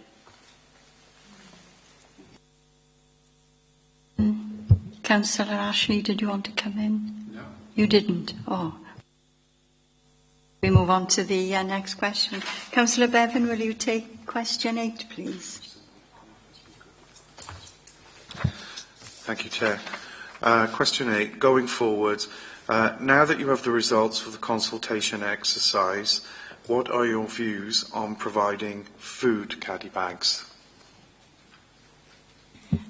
As officers, our view on liners hasn't changed.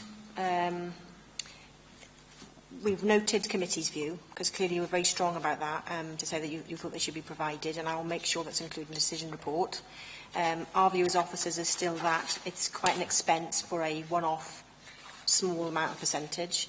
4% of people in the end, basically from all the people that we spoke to, all the people that returned their forms, said that they would prefer the addition of food caddy liners.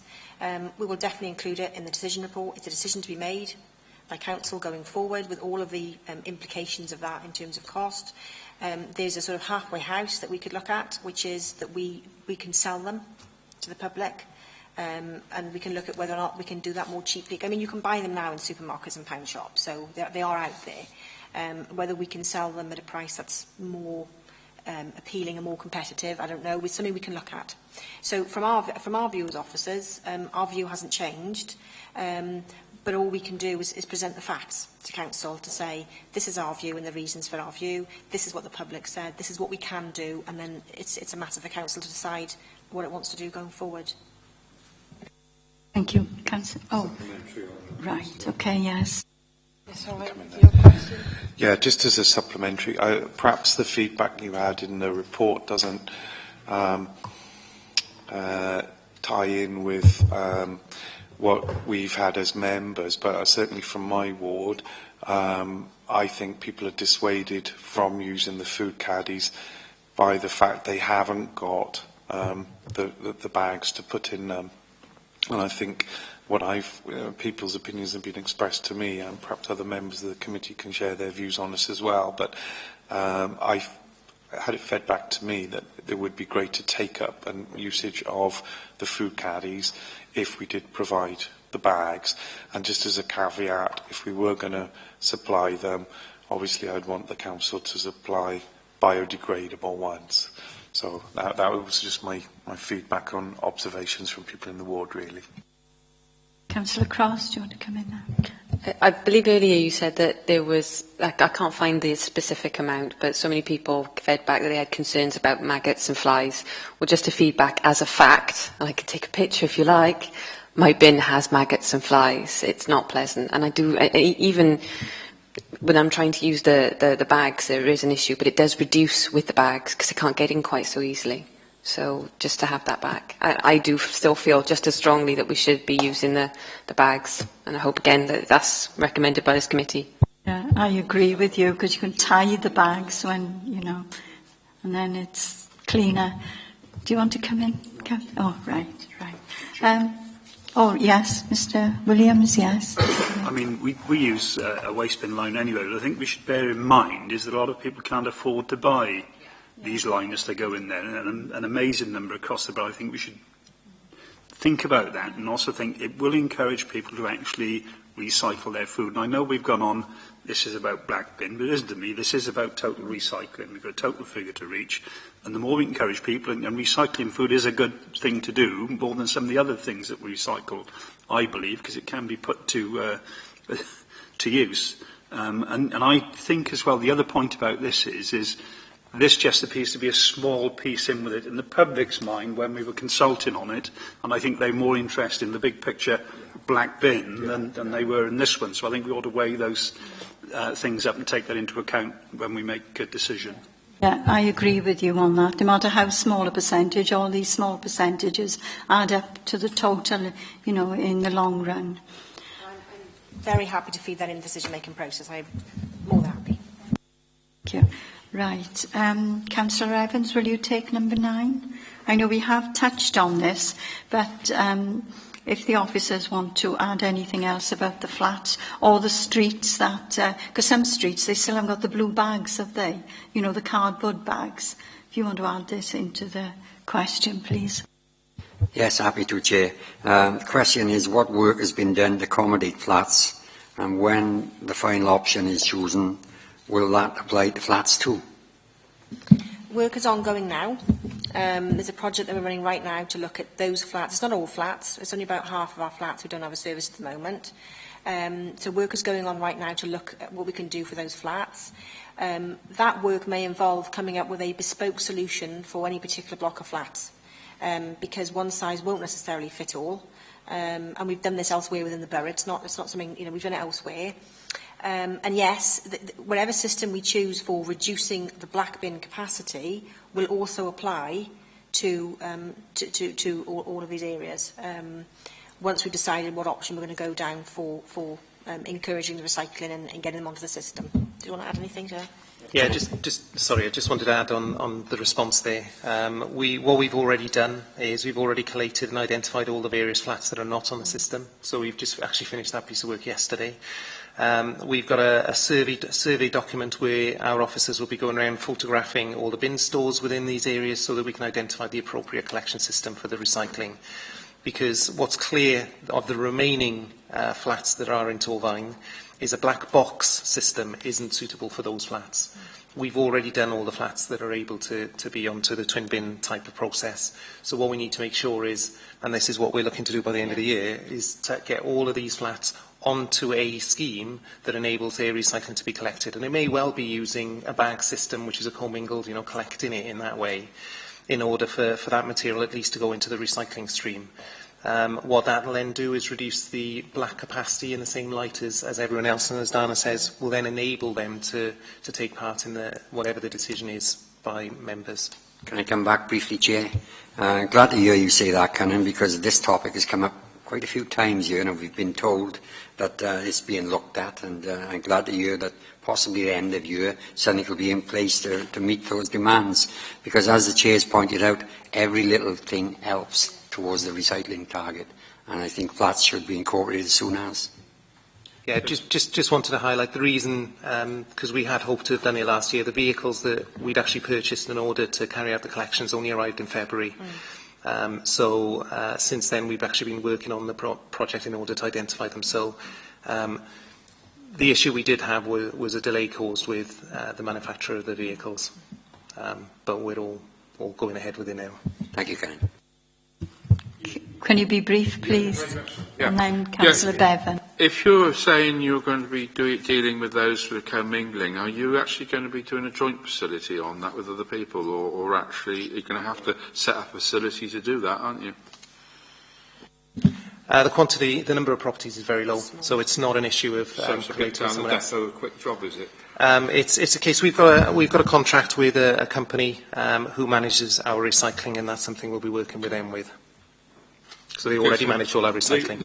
The one question I wanted to ask on this, and this is not, is because obviously with the new exceptions to the commingling thing which came round the other day, was obviously commercial.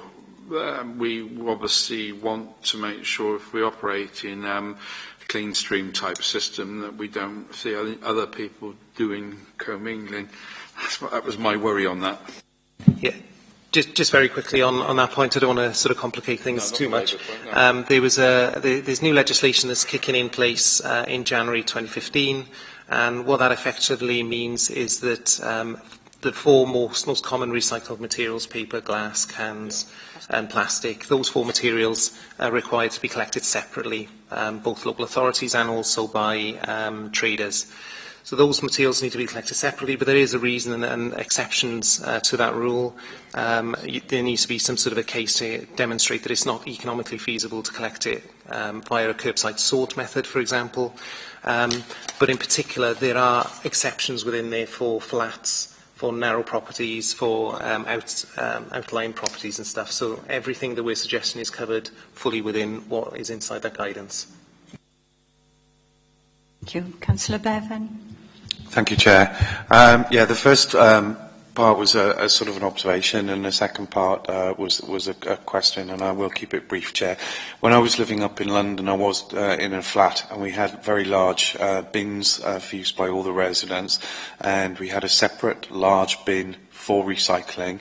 It was in effect commingled in that we were provided with bags for putting in our cans and paper and things like that, but also they did take other things such as large pieces of cardboard. So in effect it does end up in a sort of a commingled approach where there is that curbside sorting by the crews, but it seemed to work pretty well up there.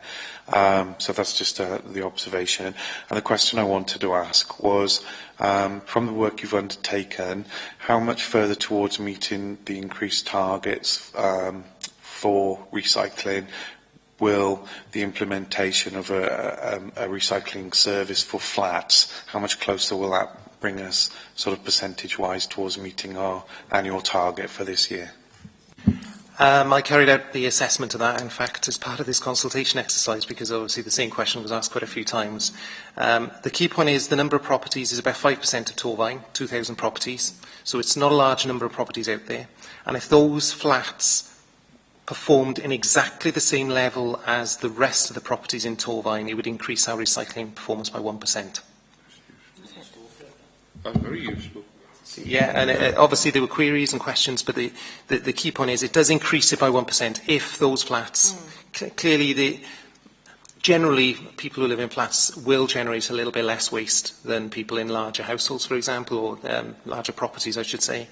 And that goes across the board, both in black bag waste and recycling. But the ratio should be something similar between them, so we should be expecting about 1% increase. So that translates into 100,000 a year then off of our potential fine. So it's definitely worth pursuing.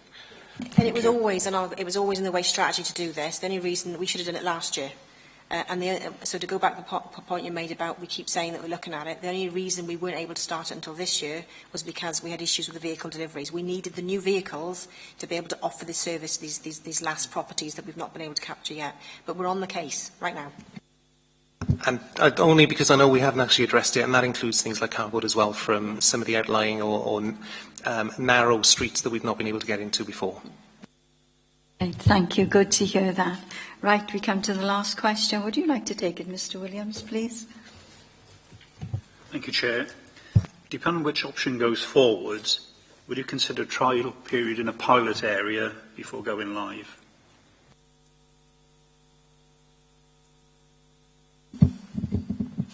It's something that we could consider, but my concern would be that we need to reach our next target by next year. So if Council chooses an option of a skinny bin, I don't know what a trial would prove, because if that's the option that Council has gone for, then does that imply that Council would want to then reconsider its decision at some point in the future? The risk that we run is that come 15-16, come next year, we need to be hitting 58%. And at the moment, we're at 52, and we just made 52. So if we really don't want to hit these fines, and, 1% is £100,000, we've got to roll this out, and we've got to get people using it and using it as best they can. So we could consider it. If that's what Council directs us to do, then we'll certainly consider it. But I'm not sure of the benefit of doing that. I think it's also important just to highlight as well that whilst monthly collections, there isn't anywhere in Wales or anywhere in the UK we can actually demonstrate and say that it's working out there. So, I can't demonstrate that. But the skinny bins and the bag system, there are authorities in Wales already doing that. So the trial effectively is already in place. And in those authorities, they've demonstrated it is working. And we can't imagine that Torfaen would be so different to another authority in Wales that those systems wouldn't work here as they've worked elsewhere, and they are working elsewhere. Okay, good to hear that. Right, that was anybody else want to come in now? Right. It's Councillor, I shouldn't have asked, should I, Councillor Evan? Just briefly, Chair, and this is a question that's just come into my mind. When we went in all the road shows, we showed the different materials, the different size bins. Should we add an opportunity to show people the types of bags we're referring to? Because lots of people, certainly in my ward, were thinking that the bags that you were referring to were just black bags. And I think we missed an opportunity there to show people that these bags that we would be using would be a much thicker gauge than the normal black bags that we use. You mean for the nappies and things like that? Well, not only for the nappies, for the other option, or the bag option. Oh, right, okay. Yeah. Sorry, I'm not sure I understand the question. Are you asking, do I think it would have been a benefit to have shown the bags? Because the perception, as I've already said, the perception is that the bags would be ripped open by cats and scavengers. Well, that hasn't happened in Monmouth, as you pointed out. But the perception is that the bags would be, because they're thin plastic. Right, okay. But that's not the case, is it? We were at pains to point out that if the bag option was chosen, and the bags would be provided free of charge by the council, they wouldn't be black bags. They would probably be a coloured bag. We weren't able to take a coloured bag. I mean, we could have had one from Monmouth, I suppose. But, we didn't take along a coloured bag. We did have, actually, there was a clear bag that we had, and wasn't there a green bag? Wasn't there one of our green bags there as well? So that we did have bags with us, but we didn't use those bags to say, and this is what your bag would look like, because we didn't know that at the time of consultation. We don't know what that bag will look like. All we could do is give people reassurance that it would be a bag of a particular type. It wouldn't be black. So it's not going to be like the flimsy black bags you can buy, the value bags you can buy in various supermarkets. But I think, actually, it was more important to address the main concern. The main concern was around the bags being ripped open by animals And again, to address that concern, we didn't need a bag to be able to respond to that. Essentially, the answer to that is, well, if you're not putting food in your bag, and if you're not putting food containers in your bag that have been rinsed, why would the animals go anywhere near it? And some of the responses we had from the public was that, well, because cats are nosy. Well, actually, cats aren't nosy. Dogs and cats and seagulls and foxes and whatever animal you could imagine would be interested. It's smell. It's smell is what they go for. And if, you know, there's a street near me which is on a bag collection because it can't have a bin system, and the bin day is on a Tuesday, and I drive down it every Tuesday, and there's not one of those bags that has been ripped open because people aren't putting food in those bags anymore, and they're not putting the unwashed tins of beans in that bag anymore because they're going in other receptacles. And the evidence we've had from other authorities, we mentioned Monmouth, but Swansea's another one. They've got a bag system, and they're not reporting these problems. Where you get problems is because people are putting food in their bag. And it's about educating and encouraging people not to do that and to put it in the correct receptacle. Can I just say that on the road shows that I visited, there were no bags available to be able to compare. But I take the point that you made. We had an expert witness here at the scrutiny committee from Monmouth, and they assured us that it wasn't a problem in their rural area. Mr. Williams, you'd like a question? Thank you, Chair. It relates to bags as well. Being a SEND person, I decided to go to Cardiff and have a look at the bags in Splot, because I know the area pretty well because we had a store down there in my prior life. And I know the streets down there are very much like some of the streets we find across Torvine and not quite the rural elements of Monmouth. And I must admit, seeing the bags out there, it made Osborne Road, to you, as we spoke about earlier, look absolutely great, the way they were on. It looked absolutely horrendous with all the bags there. And I don't like the bins outside there anyway. But what I will say is there were bags ripped on there, and there was some rubbish around there. Was it a fantastic amount? No. Going down one street, there were probably about 4 that were ripped open, and probably by yobbos on misuse rather than anything else. I don't think, I take your point about animals and the rest of it. So, I mean, the thing about black bags is that they will look ugly for one day, whereas the bins look ugly for 7 days when they have to be stuck outside a house, don't they, in a terraced house. But I mean, I thought it was worth going to see what was happening, and I watched people collect, because I knew the day they collected, because of, say, prior life. And the collection certainly was a lot easier. It was bang, bang, bang, and they did not leave a mess behind them. So, I mean, it was a cleaner, swifter collection. So, there was one day in my sad life a couple of weeks ago. Thank you for that, Alan. I can thank you both now, Dana and Kennan, for coming and answering the questions so fully and patiently. Is there anything else you'd like to say to us that you think would help us in our decision, or do you think we've covered it all? No, I think we've covered it all. I think what I'm looking for today is in the scrutiny report, which is for you to tell us whether you felt we were undertaking a fair and comprehensive consultation with the public, which we absolutely set out to do, and any view that you particularly want me to put forward as part of the decision report. So around food category liners, because I know you felt strongly about it previously, and anything else that, you know, as a committee you feel needs to be put forward. And that's it, really. Right. Thank you both very much for coming. And we'll do our recommendation now once you leave. Thank you.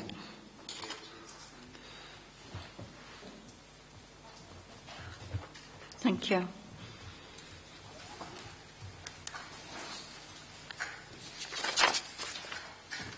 Right, I think that was a very good session. I don't know about the committee members, but I think it was very good. I think, Chair, in hindsight, perhaps we should have done, as a committee, what Alan done, gone to an area and looked at the bag situation.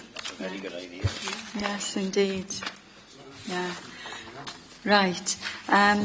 What we have to do now, as a committee is the committee should provide comment on appropriateness of the consultation process undertaken. Committee should provide comment on whether the recommendations being made to Council are appropriate and whether officers have adequately considered the views expressed by residents and others during the consultation period. And the key question, does the committee feel they are able to support a preferred option to be reported to Cabinet based on the outcome of the consultation exercise? Well, I'm in no doubt 75% of people want the skinny bin, as it's called, and I don't think we have any choice but to support that. Fiona? I take on board the comments of our operational staff, and I think that they've come across with a very practical approach. And part of me is tempted because of the money saving that we'll get from that. But you are absolutely right. At the end of the day, the people have actually said what they think will work. And it was actually the preference that I'd originally thought would be most appropriate for most people, the two-weekly collection. Personally, as I've already said within this committee, that I would like the food caddy bins to be considered. I do think it has an impact, particularly through the summer months, but also the revision of the receptacles, of the black box receptacle, as we now have so much recycling that we can now put in them. There should be some prevalence of those 2 points. Yeah, I agree with you. The liners for the caddies, I brought it up, if you remember, in committee, and I feel very strongly that, you can tie those bags once they're sort of full, ready to go out, and you don't get any flies or anything coming out because they're contained in there, if you know what I mean. Yes. Yeah, and I appreciate that there are sprays that we're coming back to the same point that Alan made, is that it's all cost, and actually it's a cost that I wouldn't normally pay out. It's only because the flies have become so bad that I've had to do it. And I'm on quite a low income, unfortunately, so it's not something that I can. No, I don't mean to make it that way, but I'm saying that, those who are most vulnerable, it is a bit of an issue then, and that's why I've raised it in the past as well. Right. Councillor Evans, and then Councillor Seaborn, and then Councillor Ashley. Thank you, Chair. Unfortunately, as I've said earlier in the meeting, I don't think this is a true reflection of the number of people that should have took part in the consultation, but unfortunately didn't. I do feel that the consultation leads you to one answer, and that's the skinny bin. I think I would have preferred more options, but we made that decision here at this committee. And we have to listen to the outcome of the consultation, unfortunately. And I echo what you said earlier about, I think the process was pretty fair for consultation. Everyone's had the opportunity to. Sadly, a lot of people haven't responded, and they will be up in arms about it, but I mean, they should have responded, I would feel.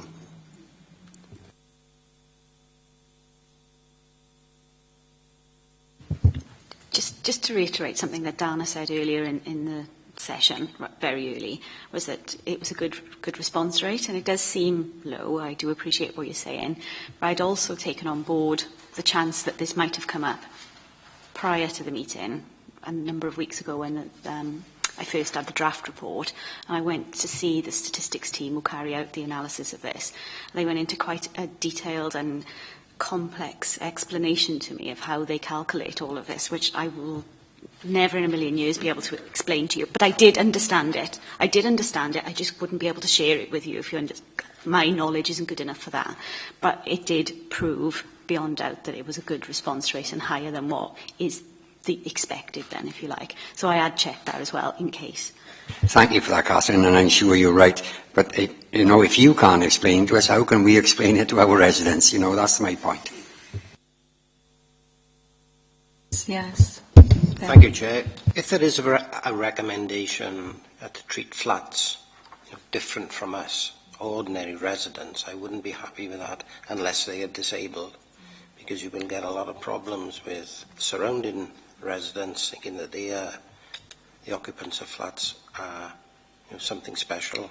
Why should they get away with not recycling when we got to do our best to do it? I think we were assured that the flats would be included by Christmas, they said, didn't it? Yes, yeah.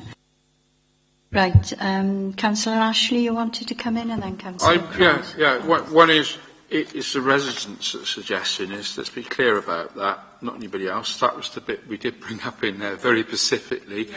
I think it's a good report, to be quite honest, and haven't been complimentary in the past about it, but we got there in the end, me Alan. The exception of one paragraph. Yeah, okay. 1,000 odd is actually quite a good sample. If you do sample statistics, I support what you're saying there. That is actually pretty good. Even the borough the size of this, that's 1 in 10-ish, I think. Now, the other thing, I'll go back onto some of my favourite subjects.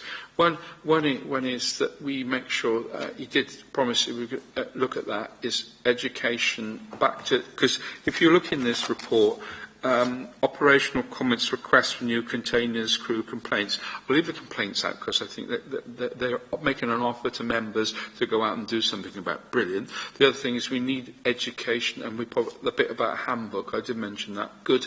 Let's revisit that one. Let's get something in place and get something out there for people. That's good.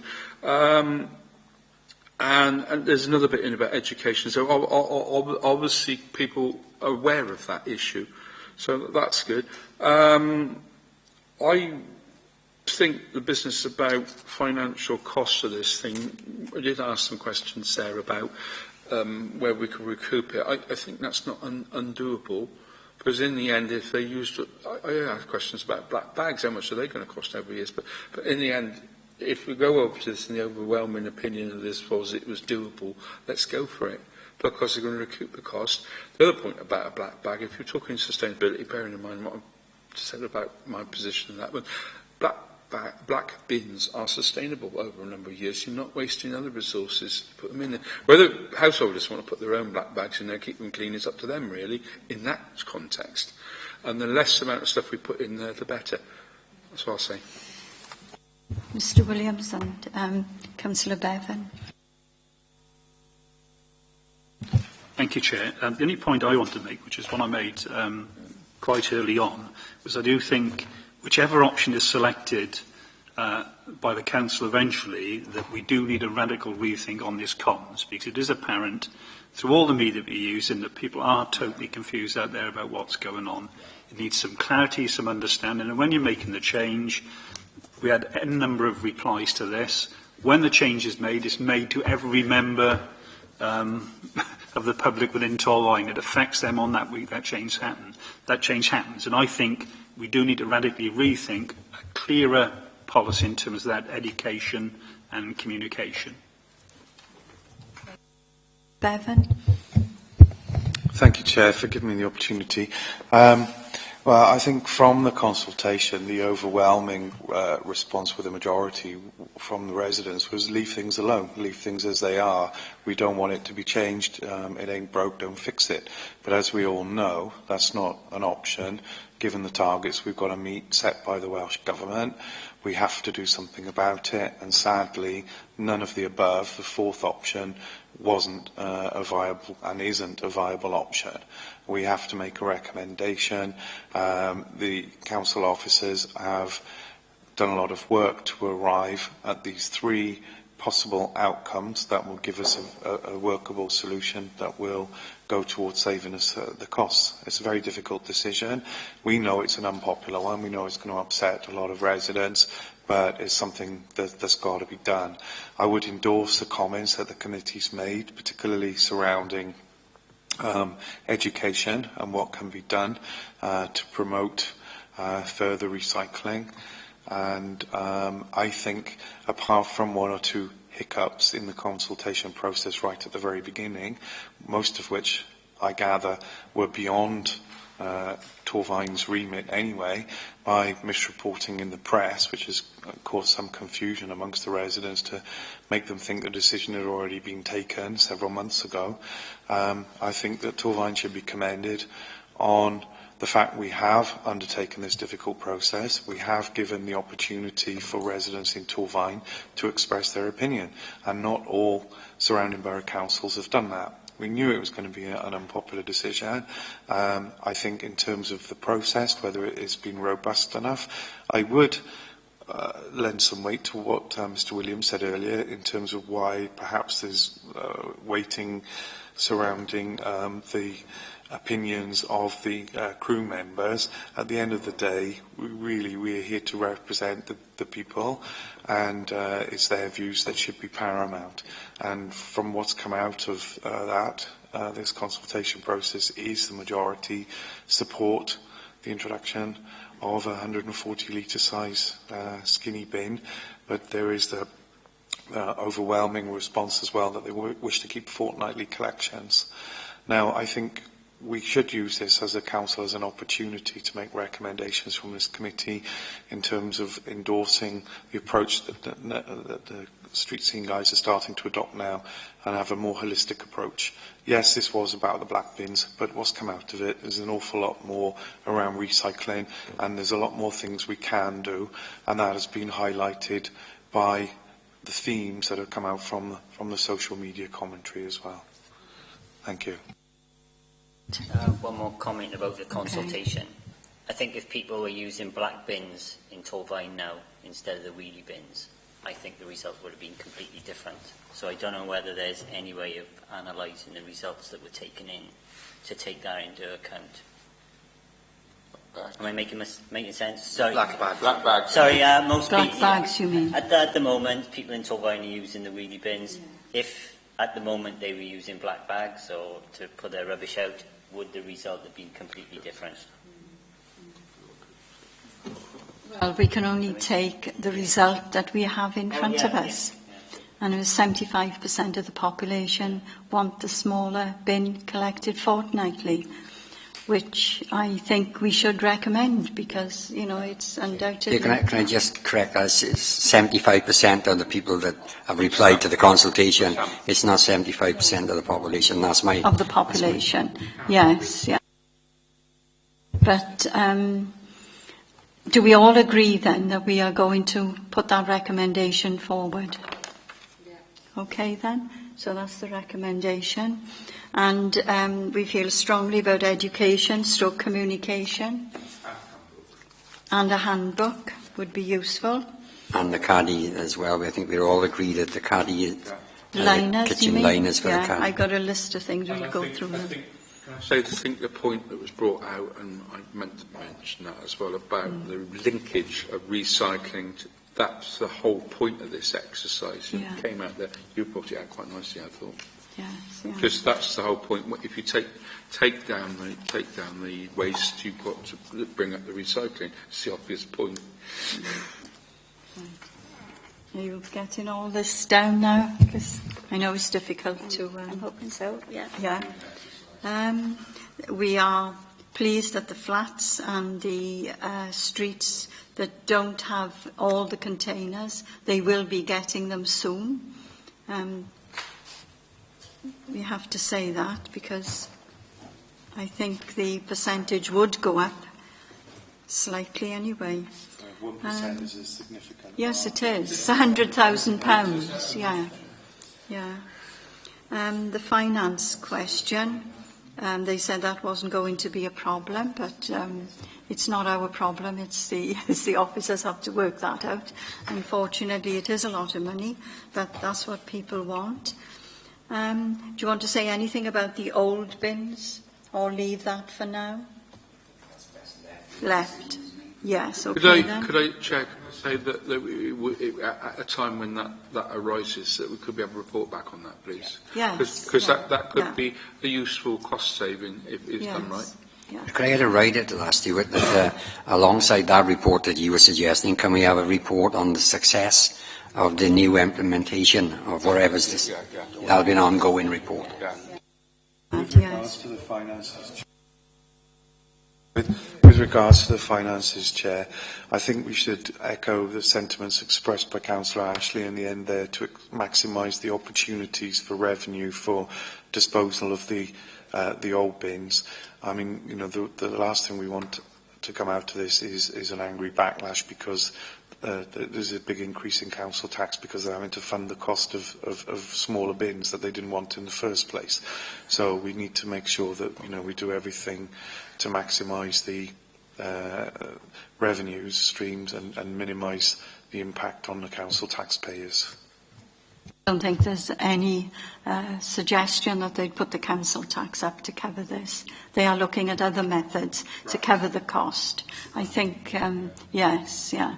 I don't think that comes into it. Councillor Seaborn, you'd like to come in? Well, we are mentioning the grant, Chair. Could we have some more information on the 25% interest-free loan that Dana mentioned? I think that will come in the seminar or what? The officers will be looking into that, without a doubt. Mm. It's a big percentage, 25%. Mike, please. Sorry, Chair. The 25%, I ain't clear that seems a large amount, isn't it? 25%. It's a loan. Is that the repayment that you're referring to there, Catherine? Do you think? I think from what they said is that they have to find 25% of the upfront costs. Oh, it's and then match it's an funding. interest-free loan for 2 years. Right. Sounds a lot better. They said they would improve the service. They are looking to do that, which I think we'd be very pleased with that, you know, less mess and... Chair, could we make sure the kind offer for people to go out with Dana and monitor the service is conveyed to all members? Okay. I'm sure they enjoy that. Yes, yeah. We are pleased about that. The caddy bags, we've mentioned that. Right. Have I? Yes, Fiona. There was a revision of the black boxes as well to make sure they were more fit for purpose as the capacity has increased. That would be a huge cost. I can't see that happening straight away, but it's something we can work towards. Well, at present, what we're doing is we're saying you can have as many black boxes as you want, which equally is not financially viable in the long run. So, you know, eventually they're going to have to look at something, I think. And he did, Canon did say that he was looking towards that at some time in the future. So I don't see that it hurts if we were to record that in our recommendations as well. Yeah, I think there is a point though. Make them too heavy and people won't be able to cope with them. You know, there's got to be a balance in it, you know. But that's the minutiae that he will look into and make sure that it's the appropriate fit for purpose. Right, have you got any other notes, Karen? Two possibilities? Yes, okay. Oh, sorry, Alan. It isn't a point to be added, really. It's just one for clarity. When they spoke about the fact, you know, we spoke about merging with other authorities, and, you know, there is an issue for the future, and I don't think it should be totally considered for this. However, they said there's no cost implication for residents of Torvine. Well, there is. Because if, for instance, you merge with Caerphilly, Monmouth, whichever one you want to, the change may be in the future as well. But when that change is made, the cost will be borne by Monmouthshire residents and Torvine residents, because it will be one combined authority, won't it? So in the future, there is a cost implication. I just didn't want to lose that, because they were kind of saying, no, there wasn't, because you're not doing it now and they won't merge in the future. When a change is made, there is cost, and there is cost for the residents of Torvine will be part of a bigger authority then. That was just the point I wanted to make, that's all, because I thought that was slightly misleading. Yes, well, if there is a merger, there will be a cost. Undoubtedly, I have to agree with you with that. But it won't be specifically for recycling. It'll be across the board. Which, yes. Yeah, absolutely. Yes, that is a point. Yeah, thank you. Right. Were there a couple of points we've missed? If you'd like to bring those up. Okay, I don't know whether it's the case that they've been missed or whether you haven't chosen to put them forward. Right. I've got two things that haven't been mentioned in the list that you've just read out. One was a question that Councillor Evans asked about whether there's some form of tool in Torvine Talks we can use for residents to feedback if they witness an issue relating to poor performance. I don't know if you want that to go forward as a recommendation. I know Dana took it on board and said she'd consider it. Personally, I think it'd be a very useful tool because Dana pointed out in Cunnan there's MySay as well, but not everybody's got access to MySay, have they? So I think it'd be a very useful tool. Every resident in the borough has Torvine Talks, performer in there, and they just take it into their local area housing office or wherever. I would support Councillor Evans on that, Chair. Yes, I've written down feedback from the website, themes highlighted. Torvine Talks, most people receive that. It would be a very cheap way of getting information back. Yes, I agree with that. So there's that one. So. And the other one that I've got that we haven't discussed is the comment that Councillor Bevan raised, which is whether or not we can use stickers on boxes to post or direct residents to where they can go for more boxes if they require them, i.e. if the boxes are full to overflowing. Yeah. That's obviously because they need another box. Is there something we can do to put them in the right direction? I noticed when I said that, they both wrote that down. So something like that included in the recommendations, if possible, because for me that's a simple way that they can improve the service, and it's low cost, and I think it's effective. If you've got a sticker on your black box when you pick it up, if you're constantly putting it out and it's full to overflowing, and you didn't know you could have another one, or with a long term, for free. But long term, obviously, with a view, if they redesign them, so much the better, and they get new ones. But as an interim measure, you can have more than one. And people, as part of the education process, people are obviously not aware. But the reason I stuck my hand up was to say about what the committee felt in terms of getting confirmation that within Torfaen we're working towards the All Wales standard. Now, Cunnan and Dana both said they felt that we were, but I think as a committee we should put something in there just to get confirmation of that fact fed through to the other members when it goes to full council, that what we're doing in Torfaen does satisfy the All Wales stuff, because it does tie in with the point that Mr Williams made and the question that I put as well about future costs. Obviously we need to do something this year to address the shortfall in target this year. Whatever's going to happen with the Williams report or mergers or All Wales recycling is going to be further down the line, and there will be inherent costs whichever system, whichever council we merge with. But I just felt, could we put something in there to get confirmation for the other members' benefit that we are currently meeting the All Wales standards? Well, we do use the Assembly's preferred option of method of recycling. So, yes, I think, we should highlight that. And, as you say, yes, we are working towards our target, which we've got to. Sorry, Chair. But we're not currently doing anything for flats at the minute. So going forwards with flats, we need to ensure that we're working towards the guidelines as well. Yeah. They said they would be using the flats, or including the flats in the recycling process by Christmas. That's what they said, didn't they? Yeah. I think that was mentioned. So that's really good. And we have got streets, they haven't got the blue bags for cardboard yet. And I know some people have complained about that. So that's another thing they promised they put right. So I think we are working towards it. Yeah, that wasn't the point I was making, Chair. There was not that we're not doing it, but it's in terms of the methodology that we're going to adopt going forwards for the flats is in line with the Wales guidelines. Can I just clarify then on this one, because I'm a little bit uncertain of what it is that you want to put down. It's obviously not a recommendation, it's a comment, which is fine, and we can do that. Are you asking that we put it as a question for the executive member to come back and say, yes, I confirm we're doing it the Welsh Assembly's way?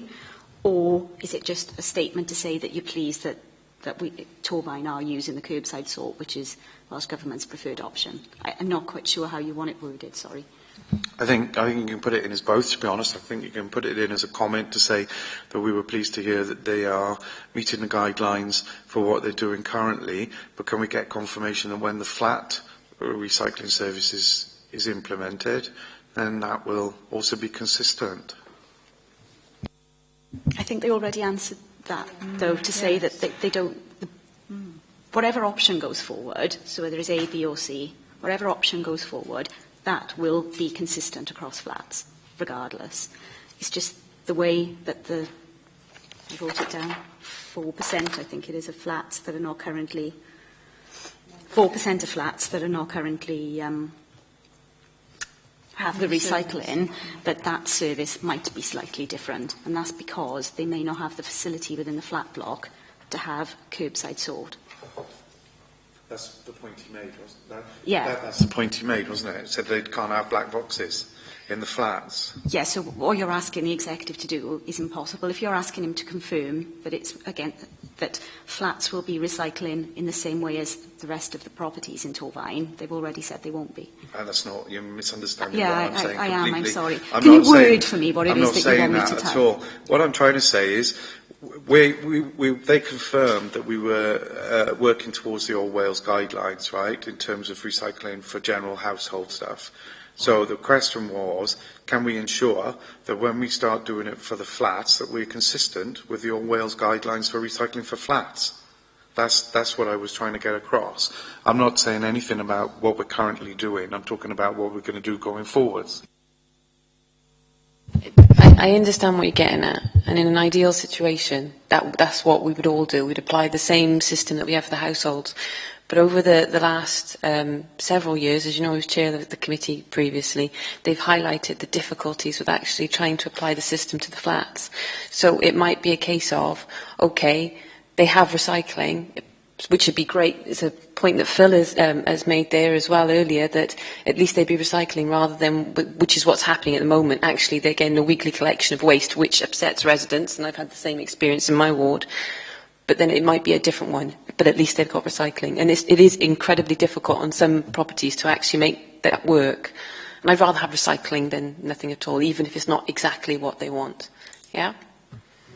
The officers did mention it might be a commingled collection, and I think we'd have to accept that. If that's the best method for the flats, I think we'd have to accept that. That's better than no recycling at all. I think it's, making the best of, a situation that we've got at the moment. Okay? Yes? Right, sorry. So if that's the discussion we've just had. Yes. Do I include it now as a comment on the executive member section of this or not? So do I say that committee are pleased that we are using the curbside sort, which is the Welsh Government's preferred system, but we don't talk about flats? Is that what you're trying to say? How about as a suggestion that and we accept the fact that we may not be able to apply that to flats? Would that be acceptable? Because I know it's not ideal, but it's better than having nothing. And it's then noting your point that, what we want is actually an even better system where we're all the same. But we... Sorry, with the mic on. I'll accept that. We'll accept it. I'll accept that. I think we need to reiterate the importance again the flat's done. Because if it's a cost saving to us of 100,000 and 1%... We're totally together on that, okay. I think, Yeah, it's not a case of them towing the line. They can't do this, give them the same service as... Yeah, if it's a commingled one, I would accept that, because at least they will be recycling. Well, I think the point that Councillor Bevan was getting at is a good one, because as I made the point about the commercial, we don't want... The Welsh Office preferred option is the clean stream, which is what you were talking about. I made that point there deliberately because what I don't want to see is commercials coming in here and operating a commingled service as a matter of preference, bung it all in together is what's known as. We don't want that if we can help it, because we spent a lot of time and effort organising people, suggesting that they do what we do at the moment. So the last thing we want is them, look at the commercial people doing it. You don't want that to happen, because that's what you're asking residents to do. It's a very small percentage. And what we're suggesting, and we'll have to accept that. Of people in flats, because there is a specific reason for it. Yes. Yeah? I think that's where you were going with that, weren't you? It was, Chair, yeah. But I also accept the point that Councillor Cross has made, and she's been former chair, that there are physically circumstances due to the nature of the building and what have you, that there are going to be instances where the residents will have to, in effect, adopt a commingled approach where all the recyclables go in one bag and there is that curbside sorting. But you could argue that the normal residents in Torfaen, we've already got a degree of commingling, because yes, we sort the cardboard, but the rest of the recycled materials go in one box. So with the new lorries, in effect, the crews are already doing that when they do the daily rounds anyway. But that's a curbside collection, sorting out, not going back to a depot to sort out. That's the difference. What some people are doing with the black boxes is actually putting tins in one black box, and they're putting their glass in another black box. So they've got that number of black boxes. That's what you find they do if you look. You don't. It does make room for the boxes. But if you've got, I haven't got room for the boxes, and I just want to get my recycling out as quickly as I can. Black boxes stack. No, they don't actually stack when you've got If you stuff on turn top them- of them. if you turn them round the other way, But to they be do. honest, we're all getting down to pedantics now, and actually we really need to focus. I have, obviously I have other commitments as well, and it would be nice to know to sum it up, please. Yeah, we're all agreed then. Can you read out now what we've agreed to? Chair, just before Catherine comes in there, could we get it in there somewhere that I'm a little bit concerned about in inclement weather? We're going to go to a fortnightly bin now with a smaller bin. There's going to be a lot more refuse on a Christmas time particularly, and in inclement But weather. hang on, Councillor, they did say Christmas they would make special arrangements. But that's my concern, inclement weather. If they can't get there, how can they make special arrangements? Can we put something in there to that effect? I think you're making things too complicated. Yeah, I mean, if you think of when we've had inclement weather before, and they say, for example, I don't know, we had snow on a Tuesday and Wednesday, and on those days they couldn't get to the properties. Once that snow was dispersed, they work extra hours and weekends to come and collect it. Doesn't work in theory. I don't know really what else you could Situations, Catherine, expect in my from them, ward, though. and I've been parochial, excuse me, Chair, I've had situations in my ward when they haven't collected the refuse for 6 weeks. Right, I think we're getting into a complicated situation. We will just make the recommendations we are asked for at this time, and if Catherine will read out now what the recommendations are, and we'll go from there. Okay. Right, so I haven't worded them in sentence No, form at the that's moment. fine. I'll do that, and then I'll Yeah. send them obviously to the Chair for her to approve. So it's overall majority supporting the resident's choice, which is option A. And then I've added to that at this point, and whilst that's what you're supporting, you would like them to maximise revenue streams for the new bins, if that is the option that's chosen. So put it in at that point, yeah? Yeah, okay. Obviously reiterating the committee's view on food caddy bags, changing recycling receptacles to make them more user-friendly now that people are recycling more. And then I've got recycling, communication, education, radical rethink, holistic approach, which is quite a number of members' views, which I'm going to have to try and get into some form or another. And then a comment, which is pleased that flats and streets without a current service will be receiving them soon. That you wish to receive a report in the future which incorporates the success of the implementation, or not. Pleased with the work that's being done to deal with complaints. Consideration to be given to look at a tool within Torvine Talks, some sort of pro forma, so that if residents do witness incidents, they've got something that they can report it on. Stickers, directing or posting residents to where they can go to get more boxes, and pleased that we are working with the Welsh Government preference of a curbside sort.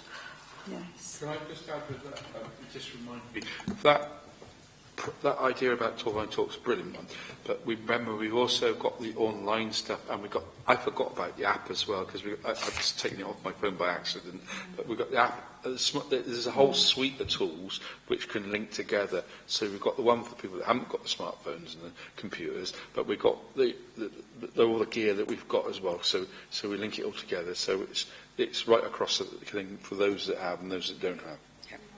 Yeah. Yes, Alan. Catherine, could you just read the one about we please see the way complaints have been dealt with again? Can you read that again, please?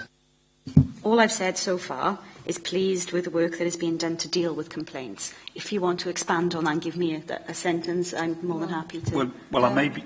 Sorry, Chair. I was going to say, in the light of the comments we've had in this, with this, our report, do you know what I mean? Taken into account the comments we've had included in the report. Was that what you were going to say? Well, what I was going to say, yes, was that there's been work done to improve how we deal with complaints, really, and about how we're going to, have a better process rather than just how we're dealing with them now.